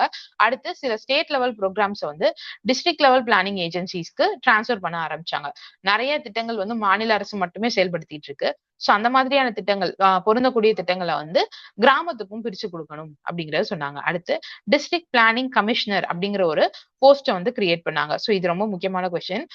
டிஸ்ட்ரிக்ட் பிளானிங் கமிஷனர் அப்படிங்கிற, அதாவது மாவட்ட திட்ட ஆணையர் அப்படிங்கிற பதவியை வந்து உருவாக்குனது எந்த திட்டத்தோட பரிந்துரையின்படி அப்படின்னு கேட்பாங்க. சோ ஹனுமந்த் ராவ் கமிட்டியோட ரிப்போர்ட் அப்படிங்கிறது நம்ம ஆல்ரெடி சொன்ன மாதிரி இந்த ஜிவி.கே. ராவ் கமிட்டி ரிப்போர்ட் அப்படிங்கிறது மத்த ரிப்போர்ட்ஸை காட்டிலும் Hanumanth Rao committee, Balwant Rai Mehta committee, administrative reform committee, இது எல்லாத்தையும் விட டிஃப்ரெண்டா இருந்துச்சு அப்படின்னு சொல்லியிருக்காங்க. So next LM. Singhvi committee. ஓகேவா. இது வந்து அமைக்கப்பட்டது 1986ல ராஜீவ் காந்தி கவர்மெண்ட் பீரியட்ல வந்து அமைச்சிருப்பாங்க. இதை வந்து இந்த கமிட்டியோட பேரை என்ன சொல்லுவாங்கன்னா committee on revitalisation of panchayat raj institutions for democracy and development. ஓகேவா. அதாவது பஞ்சாயத் ராஜ் அமைப்புகள் இருக்கு இல்லையா, ஏற்கனவே இருக்கக்கூடிய அந்த பஞ்சாயத் ராஜ் அமைப்புகளுக்கு திரும்ப புத்துயிர் குளிக்கிறது, புத்துயிர் அளித்தல், ஜனநாயகம் மற்றும் மேம்பாட்டிற்காக அப்படின்னு இந்த ஒரு கமிட்டியை வந்து சொல்லியிருக்காங்க. அதுதான் 1986ல போடப்பட்ட கமிட்டி. சோ இவங்களுடைய ரெக்கமெண்டேஷன்ஸ் அப்படின்னு பார்க்கும்போது இந்த பஞ்சாயத் ராஜ் இன்ஸ்டிடியூஷன்ஸ் எல்லாத்தையும் கான்ஸ்டிடியூஷனலைஸ்டா ஆக்கணும். இது வந்து ரொம்பவே ஒரு முக்கியமான பாயிண்ட், டிஎன்பிசில அடிக்கடி கேட்கக்கூடிய ஒரு கொஸ்டின். அதாவது இந்த பஞ்சாயத் ராஜ் இன்ஸ்டிடியூஷன்ஸ்க்கு, பஞ்சாயத் ராஜ் அமைப்புகளுக்கு வந்து அரசியல் அங்கீகாரம் கொடுத்தது எந்த குழுவோட அடிப்படையில அப்படின்னு கேட்டிருப்பாங்க. சோ அது எது அப்படின்னா எல்.எம். சிங்வி கமிட்டியோட அடிப்படையில தான் கொடுத்திருப்பாங்க. சோ அந்த பஞ்சாயத் ராஜ் இன்ஸ்டிடியூஷனுக்கு கான்ஸ்டிடியூஷன்ல, நம்முடைய அரசியல் அமைப்புல வந்து தனியா ஒரு சாப்டரே, புதிய ஒரு அத்தியாயமே வந்து உருவாக்கணும் அப்படின்னு ஆட் பண்ணணும் அப்படிங்கிறதையும் சொல்லியிருந்தாங்க. அடுத்து constitutional safeguards recommended for regular fair election to panchayat raj institution. இந்த பஞ்சாயத் ராஜ் இன்ஸ்டிடியூஷன்ஸோட அந்த எலெக்ஷனுக்காகவும் அவங்க வந்து முறையா அந்த எலெக்ஷன்ஸ் நடக்கணும் அப்படிங்கிறதுக்கான சில நடைமுறைகளையும் வந்து சஜஸ்ட் பண்ணியிருந்தாங்க. அடுத்து நியாய பஞ்சாயத்து, நம்ம ஏற்கனவே பார்த்தோம் இல்லையா, கிராமங்கள்ல நடக்கக்கூடிய இந்த சின்ன சின்ன பெட்டி கேசஸ் எல்லாத்தையும் ஹேண்டில் பண்ணக்கூடிய ஒரு அமைப்பு. அவங்க வந்து should be set up for groups of villages. அதாவது ஒவ்வொரு கிராமத்துக்கு ஒரு நியாய பஞ்சாயத்து அப்படி இல்லாம ஒரு செட் ஆஃப் கிட்டத்தட்ட ஒரு 5ல இருந்து 10 கிராமம் இருக்குன்னா அதுக்கு ஒரு நியாய பஞ்சாயத்து, அந்த மாதிரி ஒண்ணு உருவாக்கணும் அப்படிங்கறத சொல்லியிருக்காங்க. நெக்ஸ்ட் வில்லேஜஸ் வந்து should be grouped to strengthen கிராம பஞ்சாயத்து. கிராம பஞ்சாயத்தை வந்து வலுப்படுத்துறதுக்காக வில்லேஜஸ் எல்லாத்தையும் ஒன்றிணைக்கணும் அப்படிங்கறது சொல்லியிருக்காங்க. அஞ்சாவதா emphasize the importance of கிராம சபா. it gives கிராம சபா a form of direct democracy. அதாவது கிராம சபைகளுக்கு வந்து அதிக முக்கியத்துவம் கொடுத்தாங்க. சோ அது மூலமா வந்து நேரடி ஜனநாயக ஒரு அமைப்பை வந்து உருவாக்குனாங்க. அடுத்து கிராம panchayat should have more financial resource. அவங்களுக்கு வந்து அதிகமான நிதி ஆதாரங்கள் இருக்கணும் அப்படிங்கிறதையும் சொல்லியிருக்காங்க. இது ரொம்ப முக்கியமான விஷயம். இந்த சொல்லக்கூடிய நம்ம ரெக்கமெண்டேஷன்ஸ் எல்லாமே வந்துட்டு இந்த ரெக்கமெண்டேஷன் வந்து எந்த கமிட்டியோட பரிந்துரையின்படி வந்தது அப்படிங்கறத வந்து கொஸ்டின் ஆக்கிப்பாங்க. சோ ஒவ்வொரு ரெக்கமெண்டேஷனுமே முக்கியம், நோட் பண்ணி வச்சுக்கோங்க. கடைசியா 7th என்ன சொல்லியிருக்காங்கன்னா, state level tribunal should be set up to resolve disputes related to election, dissolution and functioning of panchayat raj institutions. Okay, panchayat raj இன்ஸ்டிடியூஷனுக்கு எப்படி அங்கீகாரம் கொடுக்கணும், அதுல என்ன மாதிரியான எலெக்ஷன் நடத்தணும், அதுக்குள்ள என்னென்ன இருக்கணும் அப்படிங்கறத பத்தி பேசணும். இதுல ஏதாவது ஒரு பிரச்சனை வருது, இதுல எலெக்ட் பண்றதுலயோ இதை வந்து கலைக்கிறதுலயோ இல்ல அவங்களுடைய நடவடிக்கையிலயோ ஏதோ ஒரு பிரச்சனை வருது அப்படின்னா அதை பத்தி பேசுறதுக்காக ஒரு ஸ்டேட் லெவல் ட்ரிபியூனல் அப்படிங்கறத அமைக்கணும். அதாவது மாநில அளவிலான ஒரு தீர்ப்பாயத்தை வந்து அமைக்கணும் அப்படிங்கறத பத்தி ரெக்கமெண்ட் பண்ணது இந்த எல்எம் சிங்வி கமிட்டி தான். அடுத்து இவங்களுடைய படிதான் கான்ஸ்டிடியூஷனலா வந்து இந்த பஞ்சாயத்து ராஜ் இன்ஸ்டிடியூஷன் அப்படிங்கிறது வந்துச்சு. சோ ஃபர்ஸ்ட் இதுக்காக கொண்டு வரப்பட்டது வந்து 73வது அரசியலமைப்பு சட்ட திருத்தம், 73rd கான்ஸ்டிடியூஷனல் அமெண்ட்மெண்ட் அப்படிங்கிறது தான் கொண்டு வந்தாங்க. சோ இதுல வந்து கம்பல்சரி ப்ரொவிஷன்ஸ் கட்டாயமா என்னென்ன இருக்கணும் அப்படின்னு சொன்னாங்கன்னா, கிராம சபா அப்படிங்கறத அமைக்கணும், கிராம சபை அப்படிங்கறத அமைக்கணும். 3 டயர் பஞ்சாயத்து சிஸ்டம், 3 படிநிலையா இருக்கக்கூடிய அந்த பஞ்சாயத்து அமைப்பை உருவாக்கணும். 3வது டைரக்ட் எலெக்ஷன், நேர்முக தேர்தல்கள் நடத்தணும். அடுத்து வந்து அதுல போட்டியிடுறதுக்கான குறைஞ்சபட்ச வயதா 21 ஆண்டுகள் இருக்கணும். Indirect elections to post of chairman, தலைவர் பதவிக்கு வந்து மறைமுகமான தேர்தல் நடத்தலாம். அடுத்து சீட்ஸ் வந்து ரிசர்வ் பண்றது எஸ்சி எஸ்டி பாப்புலேஷனுக்கு அவங்களுடைய அந்த பாப்புலேஷனுக்கு ஏற்ற மாதிரியான ப்ரொபோர்ஷன்ல சீட்ஸ் வந்து ரிசர்வ் பண்ணணும். அடுத்து விமனுக்கான சீட்ஸ் ரிசர்வ் பண்றது. ஸ்டேட் எலெக்ஷன் கமிஷன் அப்படிங்கிற ஒண்ணு அமைக்கணும். இது ரொம்பவே முக்கியமான ஒரு விஷயம். நம்மளுடைய state election commission, Tamil Nadu state election commission, Tamil Nadu மாநில தேர்தல் ஆணையம் அப்படிங்கிறது எந்த அமெண்ட்மெண்ட் ஆக்ட் படி கொண்டு வந்தாங்க அப்படிங்கறத கேட்பாங்க. 73வது அரசியலமைப்பு சட்ட திருத்தம் அப்படிங்கறது கரெக்டான ஆன்சர். சோ அடுத்து வந்து ஸ்டேட் பினான்ஸ் கமிஷன் அமைக்கப்பட்டது எந்த அமெண்ட்மெண்ட் கீழே, எந்த சட்ட திருத்தத்துக்கு கீழே அப்படின்னு கேட்பாங்க. சோ மாநில நிதி ஆணையம் அமைக்கிறது இந்த 73வது சட்ட திருத்தத்துக்கு கீழே தான். இதெல்லாம் வந்து அவங்க கட்டாயமா சொல்லப்பட்ட விதிகள். தன்னிச்சையான விதிகள், அதாவது ஓகே நீங்க எடுக்கிறதுனா எடுக்கலாம் அப்படின்னு சில சஜஷன் கொடுத்திருப்பாங்க இல்லையா, அது என்ன அப்படின்னா அந்த வாலண்டரி ப்ரொவிஷன்ஸ் என்னென்ன அப்படின்னு பார்த்தோம்னா, voting rights to MPs and MLAs in these bodies. இந்த மாதிரியான அமைப்புகள்ல வந்து அந்த ஸ்டேட்டஸ் அந்த எம்பிஸ் எம்எல்ஏஸா இருக்கட்டும் அவங்களுடைய ஓட்டுக்கான ரைட், அந்த வாக்களிக்கிறதுக்கான உரிமை வந்து கொடுக்கறதுனா கொடுக்கலாம் அப்படிங்கிற மாதிரி சொன்னாங்க. அடுத்து பேக்வர்ட் கிளாஸஸ்க்கான ரிசர்வேஷன், பிற்படுத்தப்பட்ட வகுப்புக்கான இடஒதுக்கீடு, மத்த எஸ்சி எஸ்டிஸ் பார்த்துட்டோம், விமன் பார்த்துட்டோம். ஸோ பிசி கிளாஸஸ்க்கும் வந்துட்டு ரிசர்வேஷன் கொடுக்கணும் அப்படிங்கிற மாதிரி சொல்லியிருக்காங்க, கொடுக்கலாம் அப்படின்னு சொல்லியிருக்காங்க. Giving the PRIs panchayat raj institutions financial powers, அவங்களுக்கு வந்து நிதி அதிகாரங்களை வழங்குங்க, ஏன்னா அப்பதான் அவங்க தன்னிச்சையான முடிவுகளை வந்து அவங்க எடுக்க முடியும் அப்படிங்கறத சொல்லியிருப்பாங்க. அடுத்து devolution of functions under 11th schedule, 11வது அட்டவணையின் கீழே இருக்கக்கூடிய செயல்பாடுகளை வந்து ஒப்படைக்கணும் அப்படின்னு சொல்லியிருப்பாங்க. அடுத்து என்னென்ன சேஞ்சஸ் வந்து இது வந்து கான்ஸ்டிடியூஷன்ல கொண்டு வந்துச்சு அப்படின்னா, பார்ட் 9 வந்துட்டு இதை ஆட் பண்ணிருப்பாங்க. பார்ட் 9ல 73rd அமெண்ட்மெண்ட் ஆக்ட் 1992 1992 அப்படிங்கிறது. சோ இது மூலமா வந்து 11th ஷெட்யூல் அப்படிங்கிற ஒன்னையும் ஆட் பண்ணிருப்பாங்க. அதுல வந்து அதுக்கு கீழே 29 செயல்பாடுகள் வந்து சொல்லியிருப்பாங்க. அதுக்கு கீழே என்னென்ன மாதிரியான செயல்பாடுகள் இருக்கணும் அப்படின்னு ஒரு 29 ஃபங்க்ஷனல் ஐட்டம்ஸ் வந்து சொல்லியிருப்பாங்க. சோ இதுல சொல்லப்பட்ட முக்கியமான அம்சங்கள் அப்படின்னு பார்த்தோம்னா, 3 டயர் சிஸ்டம் எல்லா ஸ்டேட்ஸுக்கும், அதாவது 20 லட்சம் பாப்புலேஷனுக்கு மேல அதிகமா இருக்கக்கூடிய ஸ்டேட்ஸ் எல்லாத்துக்கும் இது அப்ளிகபிள். பஞ்சாயத்து ராஜ் எலெக்ஷன் அப்படிங்கிறது 5 வருஷத்துக்கு ஒரு தடவை நடத்தணும். ரிசர்வேஷன் ஃபார் எஸ்சிஸ் STs and women not less than 1/3. ஓகேவா, 1/3க்கு கம்மியான ரிசர்வேஷன் உங்களுக்கு கொடுக்க கூடாது, அதுக்கு மேலதான் ரிசர்வேஷன் வந்து கொடுக்கணும். அடுத்து சீட்ஸ் ரிசர்வ்டு ஃபார் எஸ்சிஎஸ் and STs in proportion to their population, அந்த அங்க இருக்கக்கூடிய அந்த பாப்புலேஷனுக்கு ஏத்த மாதிரியான ப்ரொபோர்ஷன்ல எஸ்சிஸ் எஸ்டிஸ்க்கான சீட்ஸ் வந்து ரிசர்வ் பண்ணணும் அப்படின்னு சொல்லியிருந்தாங்க. Appointment of state finance commission for finance அவங்களுடைய பினான்சியல் பவர், நிதி அதிகாரங்கள் இருக்கு இல்லையா, சோ அதுக்காக அவங்களுக்கு ஒரு ஸ்டேட் பினான்ஸ் கமிஷன் அப்படிங்கிறத அமைக்கணும் அப்படின்னு சொல்லியிருக்காங்க. Next administrative structure of PRI, அதாவது இந்த உள்ளாட்சி அமைப்புகளோட நிர்வாக கட்டமைப்பு அப்படிங்கிறது எப்படி இருக்கணும், எல்லா ஸ்டேட்ஸ்லயும் யூனிஃபார்மா இருக்கக்கூடிய, அதாவது நிலையான ஒரு 3 டயர் சிஸ்டமா இருக்கணும், எல்லாத்துலயும் ஒரே மாதிரியான ஒரு சிஸ்டம் இருக்கணும். அதே மாதிரி அட் த பேஸ், அதோட பேஸ்ல இது இருக்கணும்னா கிராம பஞ்சாயத்து இருக்கணும். சோ அவங்க வந்து ஒரு வில்லேஜையோ இல்ல குரூப் ஆஃப் வில்லேஜஸையும் வந்துட்டு சேர்த்த ஒரு அமைப்பா இருக்கணும் அப்படிங்கிறது. அடுத்து ரெண்டாவது இன்டர்மீடியட் லெவல்ல மண்டல், அதாவது பிளாக் இல்ல தாலுகா பஞ்சாயத்து அப்படின்னு சொல்லலாம். சோ இது எல்லாத்தோட அபெக்ஸா டாப்ல எது இருக்கணும் அப்படின்னா ஜிலா பஞ்சாயத்து அப்படின்னு சொல்லுது. இது வந்து ஒட்டுமொத்த டிஸ்ட்ரிக்ட்ல இருக்கக்கூடிய இந்த ரூரல் ஏரியா எல்லாத்தையும் கவர் பண்ணக்கூடியதான் இந்த ஜிலா பரிஷத் அப்படிங்கிறது. Provision for mandatory creation of Gram Sabha. கிராம சபா அப்படிங்கிற ஒரு அமைப்பை வந்து கட்டாயமா உருவாக்கணும் அப்படிங்கிறதையும் சொல்லியிருப்பாங்க. இதுல யார் யாரெல்லாம் இருப்பாங்கன்னா அந்த பகுதியை சேர்ந்த அந்த வில்லேஜஸ் சேர்ந்த அடல்ட்ஸ் தான் வந்து இந்த கிராம சபையில வந்து இருப்பாங்க. சோ இந்த கிராம சபாவோட ரோலும் சரி ஃபங்க்ஷனும் சரி யார் எல்லாத்தையும் யாரை டிசைட் பண்ணுவாங்கன்னா அந்த மாநிலத்தோட சட்டமன்றம் தான் வந்து சட்டசபை தான் வந்து அதை வந்து டிசைட் பண்ணுவாங்க. நெக்ஸ்ட் பிஆர்ஐஸோட எலெக்ஷன்ஸ் எல்லா லெவல்ஸ்லயும் பஞ்சாயத்து ராஜ் லெவல்ஸ்லயும் பீப்புள்ஸ் தான் வந்து டைரக்டா வந்து எலெக்ட் பண்ணுவாங்க. சோ அதுக்கான எலெக்ஷன் அப்படிங்கிறது 5 வருஷத்துக்கு ஒரு தடவை இருக்கும். If the state government dissolves a panchayat before the end of its 5-year term, fresh election must be held within 6 months. அதாவது ஒரு மாநில அரசு வந்து இந்த பஞ்சாயத்தை வந்து அதோட டேர்ம் முடியறதுக்கு முன்னாடியே கலைச்சிட்டாங்க அப்படின்னா அதுக்கு அடுத்த எலெக்ஷன் அப்படிங்கிறது 6 மாசத்துக்குள்ள நடத்தணும் அப்படின்னு சொல்லியிருக்காங்க. அடுத்து 4வதா panchayat constituted upon the dissolution of a panchayat before the expiration of its duration. அதாவது அவங்களுடைய டியூரேஷனுக்கு முன்னாடி அது வந்து கலைச்சிட்டாங்க அதுக்கப்புறம் உருவாக்கப்பட்ட அந்த பஞ்சாயத்து அப்படிங்கிறது மிச்சம் இருக்கக்கூடிய அந்த டேர்முக்கு தான் வந்து கண்டினியூ ஆகுமே தவிர த்ரூ அவுட் 5 இயருக்கு கண்டினியூ ஆகாது. இப்போ அதாவது ஒரு எக்ஸாம்பிள் என்ன, இப்போ வந்து ஒரு பஞ்சாயத்து ராஜ் அமைச்சு ஒரு 2 வருஷம் ஆயிருக்கு, இப்ப அது வந்து கலைக்கப்பட்டிருக்கு. புதுசா வரக்கூடிய அமைப்பு அப்படிங்கிறது மிச்சம் இருக்கக்கூடிய 3 வருஷத்துக்கு இருக்கணும் அப்படிங்கிறது தான் அதோட கரெக்டான ஆன்சர். ஓகேவா? அடுத்து also no person shall be disqualified on the ground that he is not his less than 25 years of age if he has attained the age of 21 years. அதாவது 21 வயசு ஆயிருந்தாலுமே அவங்களுக்கு வந்து 20 வயசுக்கு உட்பட்டவர் அப்படிங்கிற ஒரு காரணத்துக்காக அவங்கள வந்து டிஸ்குவாலிஃபை பண்ணக்கூடாது அப்படிங்கிறதையும் சொல்லியிருக்காங்க.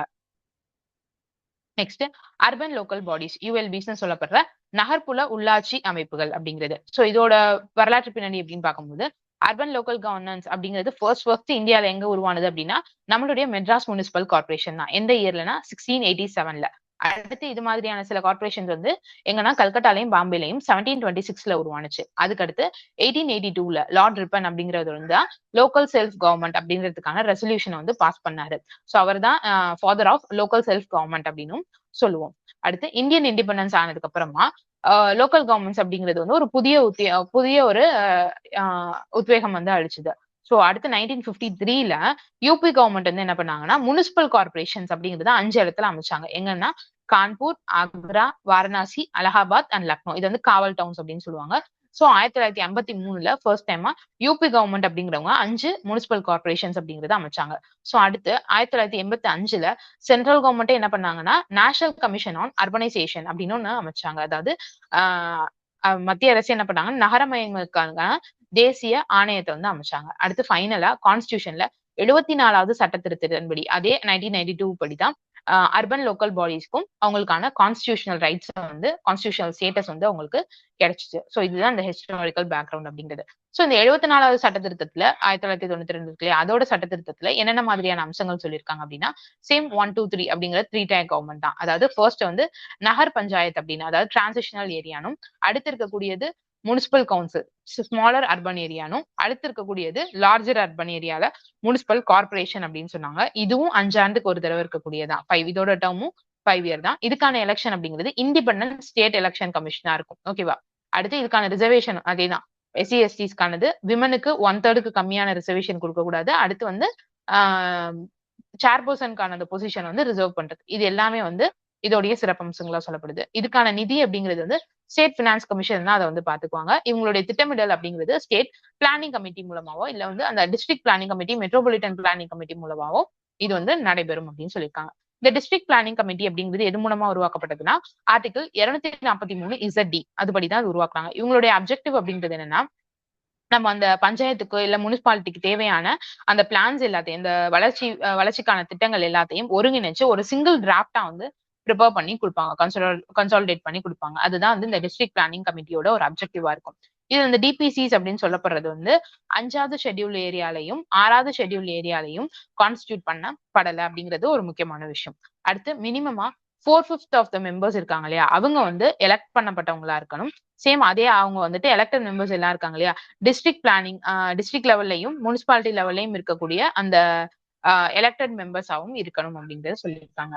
அடுத்து மெட்ரோபாலிட்டன் பிளானிங் கமிட்டி மாநகர திட்டக்குழு அப்படிங்கிறது 243 ZE படி உருவாக்கப்பட்டது. சோ இதோட அப்ஜெக்டிவ் அப்படின்னு பார்த்தோம்னா மெட்ரோபாலிட்டன் ஏரியாக்கான அந்த பிளான்ஸ் எல்லாத்தையும் மொத்தமா டிராஃப்ட் பண்ணி கொடுக்குறது அப்படிங்கறத இதோடைய ஒரு வேலையா இருக்கும். அடுத்து இவங்களுடைய எந்த மாதிரியான இது வந்து மெட்ரோபாலிட்டன் அப்படின்னு சொல்லுவாங்கன்னா 10 லட்சத்துக்கும் மேற்பட்ட பாப்புலேஷன் வந்து இருக்காங்க அப்படின்னா அதை வந்து மெட்ரோபாலிட்டன் ஏரியா அப்படின்னு சொல்லுவாங்க. அதுல வந்து கிட்டத்தட்ட 1 or more முனிசிபாலிட்டிஸ் இருக்கு. சரிங்களா? அடுத்து வந்து ஸ்டேட் லெஜிஸ்லேஷன் மேக்ஸ் ப்ரொவிஷன்ஸ் மாநில சட்டமன்றம் தான் இவங்களுக்கான அந்த வரையறை எல்லாத்தையும் தீர்மானிக்கிறது. அடுத்து ரெப்ரசன்டேஷன் அப்படின்னு பார்க்கும்போது பிரதிநிதித்துவம் அப்படின்னு பார்க்கும்போது மினிமமா 2/3 ஆஃப் த மெம்பர் வந்துட்டு எலெக்டடா இருக்கணும்னு சொல்லியிருக்காங்க. இவங்களுக்கான இது வந்து எதுல இருந்து எலெக்ட் பண்ணுவாங்க இவங்க அப்படின்னு பார்த்தோம்னா by and from among the elected members of the municipalities. அந்த முனிசிபாலிட்டிஸ்லயும் அந்த பஞ்சாயத்தோட சேர்பர்சன்ஸ் எல்லாம் இருக்காங்க இல்லையா? சோ அந்த அதுல இருக்கக்கூடிய அந்த எலெக்டட் மெம்பர்ஸ் எல்லாம் சேர்ந்து எலெக்ட் பண்ணப்படுறது இந்த மாநகர திட்டக்குழு அப்படிங்கிறது. நெக்ஸ்ட் என்ன மாதிரியான அர்பன் கவர்மெண்ட்ஸ் இருக்கு? ஃபர்ஸ்ட் முனிசிபல் கார்பரேஷன் நகராட்சி கழகம் அப்படின்னு சொல்றது. இதுல வந்து கவுன்சில் மாமன்றம் அப்படின்னு சொல்லுவோம். அதுக்கு அடுத்து இருக்கக்கூடிய ஸ்டாண்டிங் கமிட்டி நிலைக்குழு. இதை வந்து தலைமை தாங்கிறது யாரு அப்படின்னா ஒரு கமிஷனர் ஆணையர் தான் இருப்பாரு. அதுதான் வந்து முனிசிபல் கமிஷனர் அப்படின்னு நம்ம சொல்லுவோம். சோ இது வந்து பிக்கர் அர்பன் ஏரியாஸ் பெரிய நகர்ப்புற பகுதிகளுக்கு வந்து இந்த முனிசிபல் கார்பரேஷன் அப்படிங்கிற ஒரு பேரை சொல்லுவாங்க. முனிசிபாலிட்டி முனிசிபல் கவுன்சில் அப்படின்னு பார்த்தோம்னா நகராட்சி இல்லைன்னா நகர்மன்றம் அப்படின்னு சொல்லுவோம். அது வந்து எலெக்டட் கவுன்சிலா தான் இருக்கும். ஒரு தேர்ந்தெடுக்கப்பட்ட மன்றமா தான் இருக்கும். இவங்களுக்கு குறைவான அதிகாரங்கள் தான் இருக்கும். சோ அது வந்து லார்ஜர்னு பார்த்தோம். இது வந்து ஸ்மாலர் அர்பன் ஏரியாஸ் சிறிய நகர்ப்புற பகுதிகளில் வந்து இது வந்து அமைச்சிருப்பாங்க. நோட்டிஃபைடு ஏரியா கமிட்டி அப்படின்னு சொல்லப்படுறது அறிவிக்கப்பட்ட பகுதி. ஓகேவா? இதுல வந்து ஸ்டேட் கவர்மெண்ட் தான் இவங்களை வந்து நோட்டிஃபை பண்ணுவாங்க. இதுல வந்து நாமினேட்டட் மெம்பர்ஸ் தான் இருப்பாங்க. சரிங்களா? இதுல பார்த்தோம்னா ஃபார் ஃபாஸ்ட் டெவலப்பிங் டவுன்ஸ் அதிகமா அடுத்து அவங்களோட வளர்ச்சியை நோக்கி போய்கிட்டே இருக்கக்கூடிய அந்த மாதிரியான நகரங்கள்ல தான் இந்த நோட்டிஃபைடு ஏரியா கமிட்டி அப்படிங்கறத அமைப்பாங்க. அடுத்து டவுன் ஏரியா கமிட்டி நகர பகுதி குழு. இது வந்து சின்ன சின்ன டவுன்ஸுக்கும் இவங்களுக்கு வந்து குறைவான அந்த பணிகள் தான் உங்களுக்கு வந்து ஒதுக்குவாங்க. சோ இது வந்து சின்ன அதாவது சிறிய நகர்ப்புற நிர்வாகத்திற்காக அமைக்கப்பட்டது அந்த டவுன் ஏரியா கமிட்டி அப்படிங்கிறது. அடுத்து கண்டோன்மெண்ட் போர்டு ராணுவ வாரியம் அதாவது கண்டோன்மெண்ட் ஏரியாஸ்க்காக கொண்டு வரப்பட்டதுதான் இது. மினிஸ்ட்ரி ஆஃப் டிஃபென்ஸ்க்கு கீழே இது வந்து செயல்பட்டு வருது. கிரியேட்டட் பை இது எது மூலமா உருவாக்கப்பட்டுச்சுன்னா கண்டோன்மெண்ட் ஆக்ட் 2006 கீழே உருவாக்கப்பட்டது. அடுத்து டவுன்ஷிப் நகராட்சி தொழிற்பேட்டை அப்படிங்கிறது பப்ளிக் செக்டர் என்டர்பிரைசஸ் பொதுத்துறை நிறுவனங்கள் எல்லாம் சேர்ந்து நிர்வகிக்கப்படுறதா இது. இவங்களுடைய ஹெட்டா யார் இருப்பா அப்படின்னா டவுன் அட்மினிஸ்ட்ரேட்டர் தான் இருப்பாங்க. அடுத்து போர்ட் ட்ரஸ்ட் துறைமுக வாரியம் அப்படிங்கிறது போர்ட் ஏரியாஸ்ல வந்து இதை கொண்டு வந்திருப்பாங்க. இதை கொண்டு வந்தது எந்த ஆக்டின் கீழேனா பார்லிமெண்டோட ஆக்டின் கீழே தான் இது கொண்டு வந்தது. இதுல இருக்கக்கூடியது வந்து தேர்ந்தெடுக்கப்பட்ட பிளஸ் நியமிக்கப்பட்ட உறுப்பினர்கள் 2 பேருமே கலந்ததுல இருப்பாங்க. அடுத்து கடைசியா இருக்கக்கூடியதுதான் ஸ்பெஷல் பர்பஸ் ஏஜென்சி சிறந்த ஒரு குறிப்பிட்ட ஒரு நோக்கத்துக்காக அமைக்கப்பட்டது. இவங்க வந்து ஃபங்க்ஷன் பேஸ்டா தான் இருப்பாங்க. எந்த மாதிரியான செயல்பாடோ அதுக்கு தகுந்த மாதிரி தான் இருப்பாங்களே ஒழிய ஏரியா பேஸ்ட் இதுக்கு முன்னாடி பார்த்தது எல்லாமே ஒவ்வொரு ஏரியா பேஸ்டா பார்த்துக்கிட்டு இருந்தோம். சோ அது மாதிரி பகுதி அடிப்படையில இல்லாம செயல்பாடு அடிப்படையிலான ஒரு ஏஜென்சி தான் இவங்க. இவங்க எதுக்கு கீழே கிரியேட் பண்ணப்படுறாங்கன்னா ஸ்டேட் கவர்மெண்ட் ஆக்ட் மாநில அரசோட சட்டத்துக்கு கீழே உருவாக்கப்பட்டவங்க. இவங்க ஒரு ஆட்டோனமஸ் பாடி தன்னாட்சி நிர்வாகமா இவங்க இருப்பாங்க. ஓகே, இது வரைக்கும் பார்த்த வரைக்குமான சில கொஸ்டின்ஸ் பார்ப்போம். Which committee recommended that Panchayat Raj institution should be constitutionalized and protected? Panchayat Raj அமைப்புகளுக்கு அரசியலமைப்பு அந்தஸ்து வழங்கப்பட வேண்டும் என்று எந்த குழு பரிந்துரைத்தது?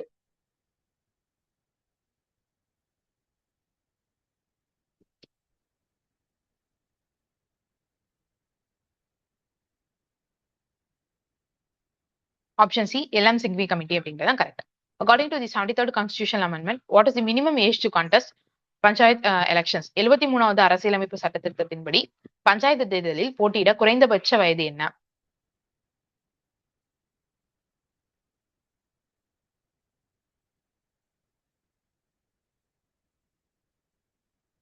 ஆப்ஷன் பி 21 வயது. அதுதான் கரெக்டான answer. Which urban local body is mean for bigger urban areas? பெரிய நகர்ப்புற பகுதிகளுக்கான நகர்ப்புற உள்ளாட்சி அமைப்பு என்பது எது? Option A town area committee, B municipality and municipal commission, C municipal corporation, D notified area committee அறிவிக்கப்பட்ட பகுதி குழு.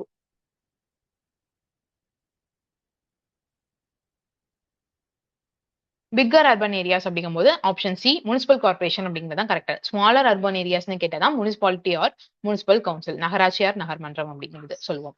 அடுத்து which of the following is a compulsory provision of the 73rd constitutional amendment? 73வது அரசியலமைப்பு திருத்த கட்டாய விதிகளில் எது ஒன்று அப்படின்னு கேட்டிருக்கோம். Option A reservation for backward classes பிற்படுத்தப்பட்ட வகுப்பினருக்கான இடஒதுக்கீடு, financial power to PRIs panchayat அமைப்புகளுக்கு நிதி அதிகாரம், voting rights for MPs and MLAs in பஞ்சாயத்துகளில் எம்பி எம்எல்ஏக்களுக்கு வாக்களிக்கும் உரிமை, ஆப்ஷன் டி கிரியேஷன் ஆஃப் கிராம சபாஸ் கிராம சபைகள் அமைத்தல்.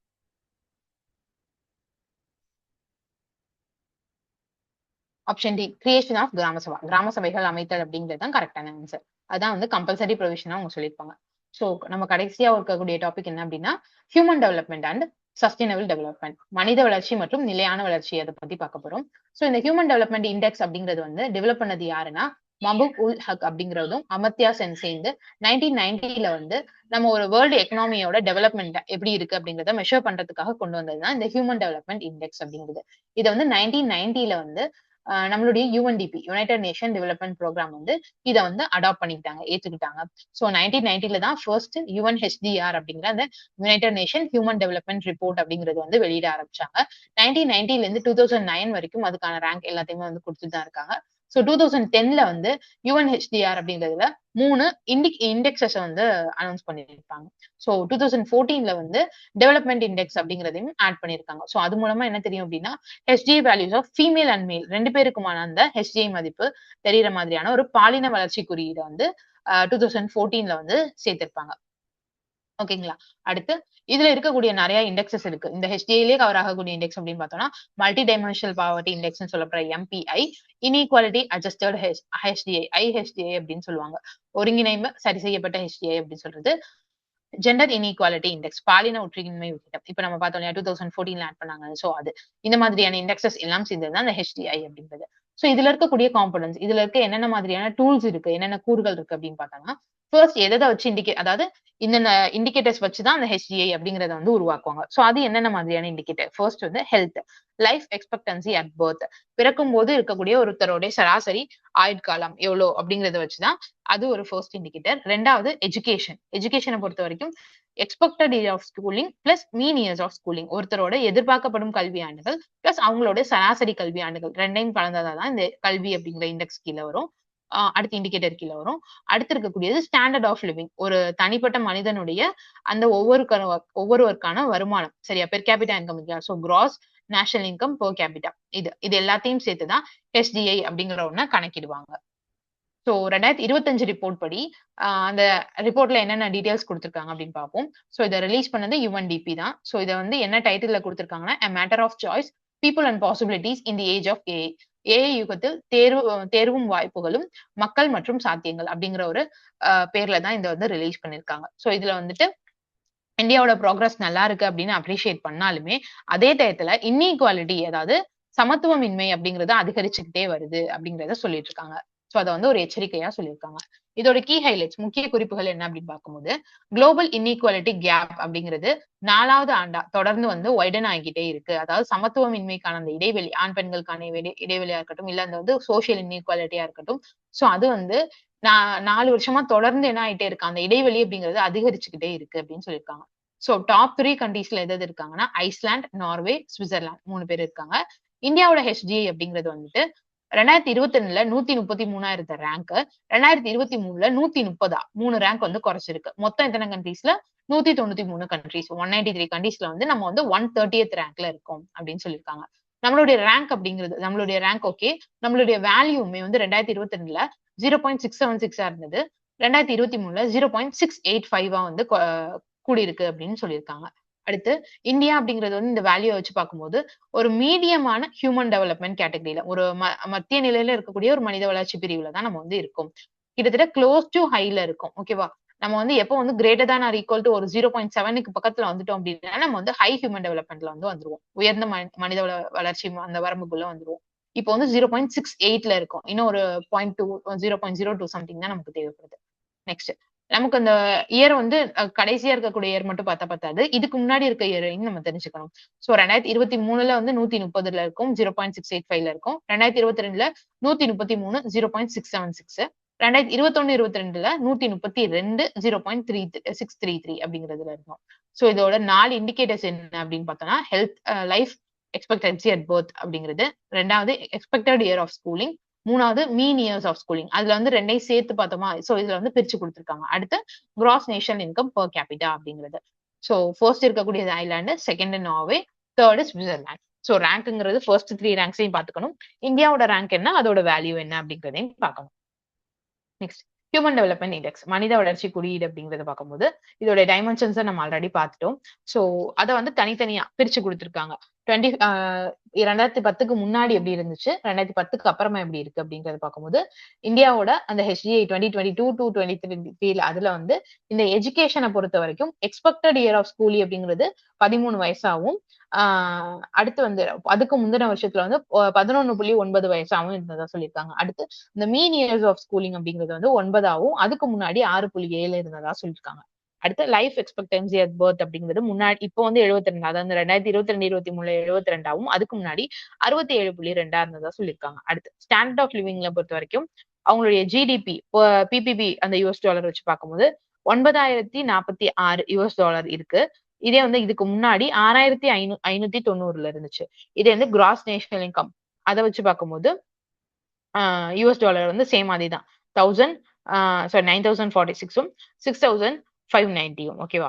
இந்தியாவோட HDI பெர்ஃபார்மன்ஸை பொறுத்த வரைக்கும் நம்ம ஆல்ரெடி பார்த்துட்டோம். 130 ரேங்க்ல வந்து 2023ல இருக்கு. அதுக்கு முன்னாடி 133, அதுக்கு முன்னாடி 132 அப்படிங்கிறதுல இருந்துச்சு. ஸோ HDIயோட கேட்டகரி அப்படின்னு பார்க்கும்போது வெரி ஹைக்கு மேல இருக்கணும் அப்படின்னா 0.8க்கு மேல இருக்கணும். ஹைல இருக்கணும் அப்படின்னா 0.7ல இருந்து 0.799, மீடியம்ல 0.550ல இருந்து 0.699, லோனா அப் டு 0.550 வரைக்கும். சோ நம்ம வந்து இருக்கிறது 0.685ல மீடியம்ல இருக்கும். இதுக்கு அடுத்து ஹைக்கு போகணும்னா 0.7ல இருந்து 0.799க்குள்ள இருக்கணும். வெரி ஹைனா 0.8 அபவ்ல இருந்தா போதுமானது. அடுத்து நித்தி ஆயோகோட SDG இண்டெக்ஸ் இருக்கு இல்லையா, இந்தியாவுக்குன்னு ரிலீஸ் பண்ணிருப்பாங்க. சோ அதை பத்தி பார்க்கும்போது 2022, 23, 24 டேட்டா. சோ அதை பத்தின ஒரு சின்ன இன்ட்ரோடக்ஷன் பார்ப்போம். இதை ரிலீஸ் பண்றது யாரு, நித்தி ஆயோக். சோ இதுல என்ன தெரியுது அப்படின்னா, ஸ்டேட்ஸ் அண்ட் யூடிஸ் மாநிலங்களும் யூனியன் டெரிட்டரி யூனியன் பிரதேசங்கள் இருக்கு இல்லையா, அவங்களுடைய வளர்ச்சி வந்து எப்படி இருக்கு அப்படிங்கறத வந்து இது குறிக்கும். நெக்ஸ்ட் வந்து ஒரு holistic view of the social economic and environmental status, அதாவது சமூக பொருளாதாரம் மற்றும் சுற்றுச்சூழல் இது எல்லாத்தையும் சேர்த்து ஒரு முழுமையான ஒரு இண்டெக்ஸா வந்து இது இருக்கும் அப்படின்னு சொல்லியிருக்காங்க. இதுக்கான கிளாசிபிகேஷன் அப்படின்னு பார்த்தோம்னா 0ல இருந்து 49 வரைக்கும் இருந்தா ஆஸ்பிரண்ட் கேட்டகரி, 50ல இருந்து 64 இருந்தா பெர்ஃபார்மர், 65ல இருந்து 99 வரைக்கும் இருந்தா ஃப்ரண்ட் ரன்னர், அச்சீவரா இருக்கணும்னா 100, சாதனையாளர் இருக்கணும்னா 100 அப்படிங்கிற அந்த பாயிண்ட் வந்து வச்சிருக்கணும். நம்ம இந்தியாவோட ஓவரால் பெர்ஃபார்மன்ஸை பார்க்க வரைக்கும் ஆல்ரெடி பார்த்துட்டோம். 130, 33, 32 அப்படிங்கிற யுஎன்டிபியோட HDI பார்த்துட்டோம். கோல் வைஸ் அப்படின்னு பார்க்கும்போது ஒவ்வொரு கோலுக்கும் ஒவ்வொரு ரேங்க் இருக்கும். இந்தியாவுக்கும் ஒரு ரேங்க், தனியா தமிழ்நாடுக்கு அப்படிங்கிற ஒரு ரேங்க் இருக்கும். சோ அப்படி பார்க்கும்போது எதுலலாம் நம்ம அச்சீவரா இருக்கும், எதுலலாம் ஃப்ரண்ட் ரன்னரா இருக்கும் அப்படிங்கறத நம்ம தெரிஞ்சு வச்சுக்கிறோம். சோ ஃப்ரண்ட் ரன்னர் அப்படின்னு பார்க்கும்போது 92 அதாவது SG1 பவர்ட்டி இருக்கு இல்லையா, நோ பவர்ட்டி இருக்கு இல்லையா, அதுல வந்து 92 இருக்கும். அதுல வந்து ஃப்ரண்ட் ரன்னரா இருக்கும். சோ அச்சீவர் அப்படிங்கிற கேட்டகரியை பொறுத்த வரைக்கும் அஃபோர்டபுள் அண்ட் கிளீன் எனர்ஜி அப்படிங்கிற கேட்டகரி SDG 7ல வந்துட்டு 100 ரேங்க் வச்சுட்டு நம்ம வந்து அச்சீவர் அப்படிங்கிற ஒரு கேட்டகரிக்குள்ள இருக்கும். சரிங்களா. லைஃப் பிலோ வாட்டர் அப்படிங்கிறதுக்கு மட்டும் எந்த டேட்டாவும் கொடுக்கல இது வரைக்கும். நெக்ஸ்ட் நிதி ஆயோகோட SDG இந்தியா இண்டெக்ஸ் இருக்கு இல்லையா, அதை பத்தின ஒரு குட்டி சம்மரி மாதிரி பார்ப்போம். டாப் பெர்ஃபார்மர் யாரு அப்படின்னா கேரளா அண்ட் உத்தராகண்ட் 79 பாயிண்ட் வச்சிருக்காங்க. லோவஸ்ட் யாருன்னா பீகார் 57 பாயிண்டோட. ஃப்ரண்ட் ரன்னர் ஸ்டேட்ஸ் அப்படின்னு பார்க்கும்போது அண்ட் யூடிஸ் அப்படின்னு பார்த்தோம்னா 32 மாநிலங்கள் இருக்காங்க. அதுல வந்து 10 பேர் வந்து புதுசா இணைஞ்சவங்க. சோ யார் யார் மாதிரினா அருணாச்சல் பிரதேஷ், அசாம், சத்தீஸ்கர், உத்தராகண்ட் இவங்க மாதிரியான ஸ்டேட்ஸ் எல்லாமே இந்த ஃப்ரண்ட் ரன்னர் கேட்டகரி அதுக்குள்ள வராங்க. நம்ம தமிழ்நாடோட ரேங்க் வந்து 3ஆவதா இருக்கு. 78 பாயிண்டோட 3ஆவது ரேங்க்ல இருக்கு. 79 பாயிண்டோட கேரளா அண்ட் உத்தராகண்ட் ஃபர்ஸ்ட் பாயிண்ட்ல இருக்கு. Next 10th sustainable development report 2025. இத வந்து இதோட ரேங்கிங் எப்படி அப்படின்னா இந்தியாவோட ரேங்கிங் SDG இண்டெக்ஸ். சோ இது வந்து 167 கண்ட்ரீஸ்ல 99 இருக்கும் நம்ம வேர்ல்டு லெவல்ல. ஸ்கோர் அப்படின்னு பார்த்தோம்னா 67. SDG India index NITI Aayog release பண்றதுல 78 ஸ்கோர் தேர்ட் ரேங்க்ல இருக்கும். இது வந்து 99வது ரேங்க்ல இருக்கும் 67 score. Comparing to global comparison பண்ணும்போது சைனா அப்படிங்கிறது 49 இருக்காங்க 74.4, USA அப்படிங்கிறது 75.2. சோ இந்த சார்ட் அப்படிங்கிறது வந்து ஒவ்வொரு இயரும் அந்த SDGயோட மதிப்பு என்ன அப்படிங்கிறது ஜஸ்ட் தெரிஞ்சுக்கோங்க. இது வந்து மனப்பாடம் பண்ணணும் அவசியம் இல்லை. அடுத்து என்னென்ன பெர்ஃபார்மன்ஸ் வைஸ் பார்க்கும்போது டாப் அதுதான் கேரளா அண்ட் உத்தராகண்ட், செகண்ட் லாஸ்டா பீகார், அடுத்து வந்து நம்ம தமிழ்நாடு அப்படிங்கிறது தேர்ட்ல இருக்கும் 78 பாயிண்ட்ஸோட. அடுத்து கோல் வைஸ் அச்சீவ்மெண்ட் அப்படின்னு பார்க்கும்போது ஒவ்வொரு கோலுக்கும் என்னென்ன மாதிரியான அச்சீவ்மெண்ட் வச்சிருக்கோம் அப்படிங்கிறது இந்த சார்ட்ல தெரியுது. அடுத்து இதோட கீ ஹைலைட்ஸ் அப்படின்னு பார்த்தோம்னா ஓவராலா வந்து இந்தியாவோட SDG அப்படிங்கிறது வந்து இம்ப்ரூவ் ஆயிருக்கு. 71க்கு வந்து இம்ப்ரூவ் ஆயிருக்கு அப்படின்னு சொல்லிருக்காங்க. அடுத்து வந்து ப்ராக்ரஸ் மத்த கீ ஏரியாஸ்ல வந்து முக்கியமான துறைகள்ல வந்து அரசு கொண்டு வந்த முன்னேற்பாடுகள் மூலமா தான் இதை வந்து அச்சீவ் பண்ணிருக்கோம். 57 ஸ்டேட்ஸ்ல வந்து முன்னேற்றம் தெரிஞ்சிருக்கு அப்படின்னு சொல்லியிருக்காங்க. இதோட ஃபோக்கஸ் ஏரியாஸ் அப்படின்னு பார்க்கும்போது பாவர்ட்டி, எக்கனாமி, கிளைமேட் ஆக்ஷன் இதெல்லாம் தான் அதிகமான கவனம் கொடுத்து பண்ணியிருக்காங்க அப்படிங்கறத சொல்லியிருக்காங்க.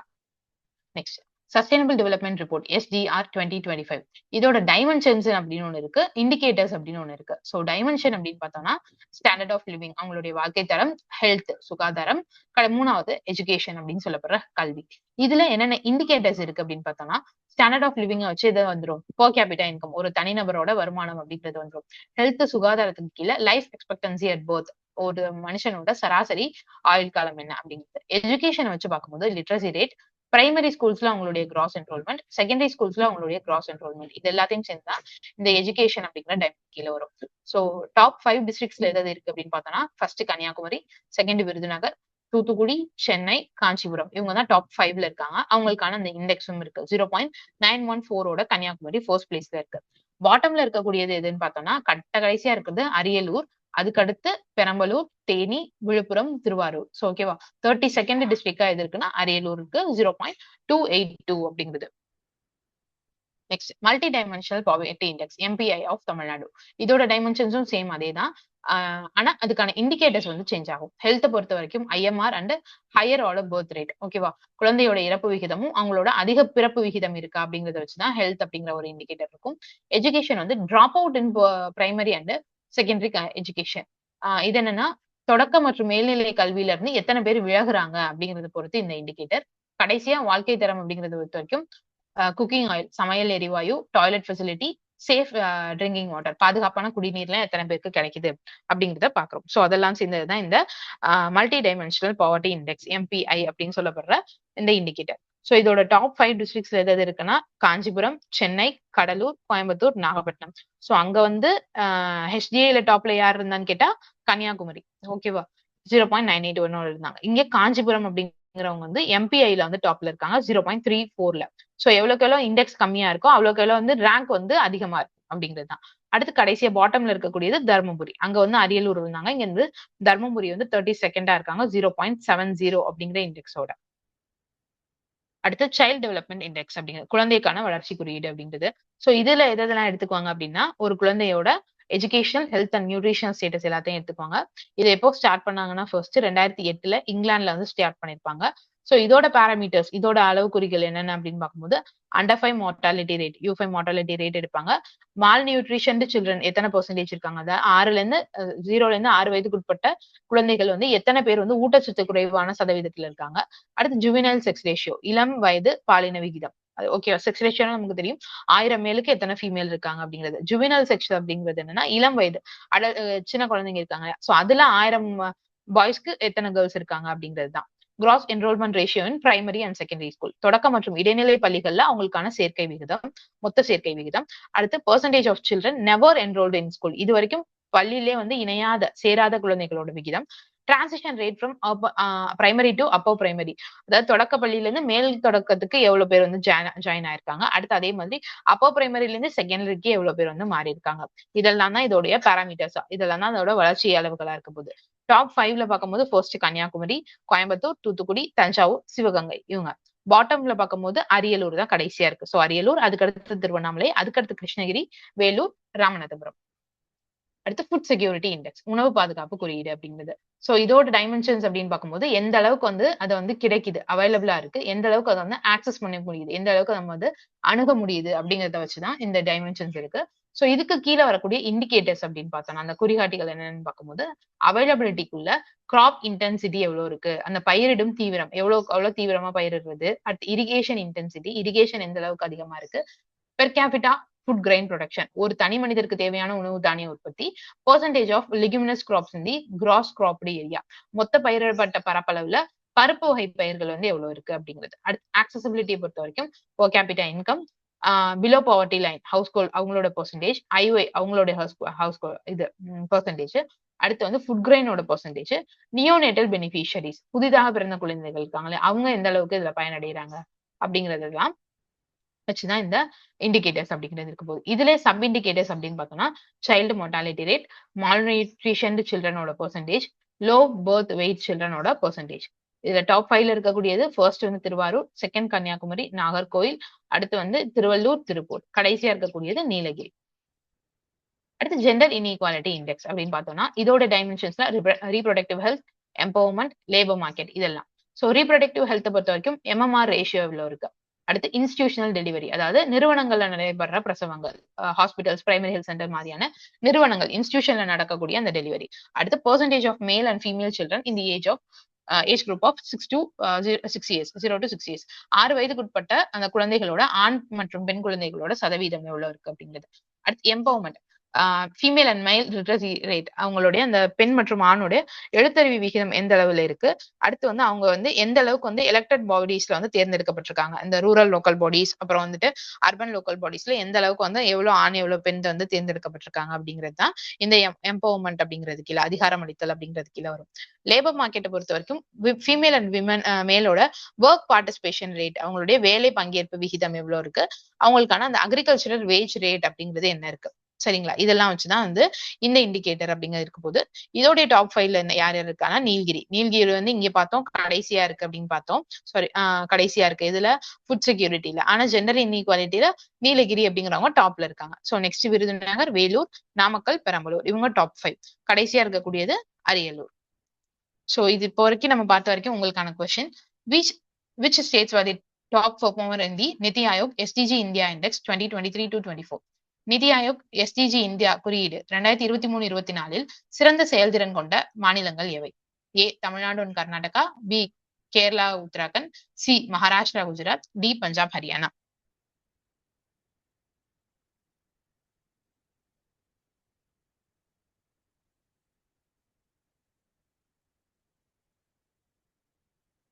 Option B Kerala and Uttarakhand அப்படிங்கிறதான் கரெக்டான answer. Which states were the top performer in the நிதி ஆயோக் SDG இந்தியா இண்டெக்ஸ்?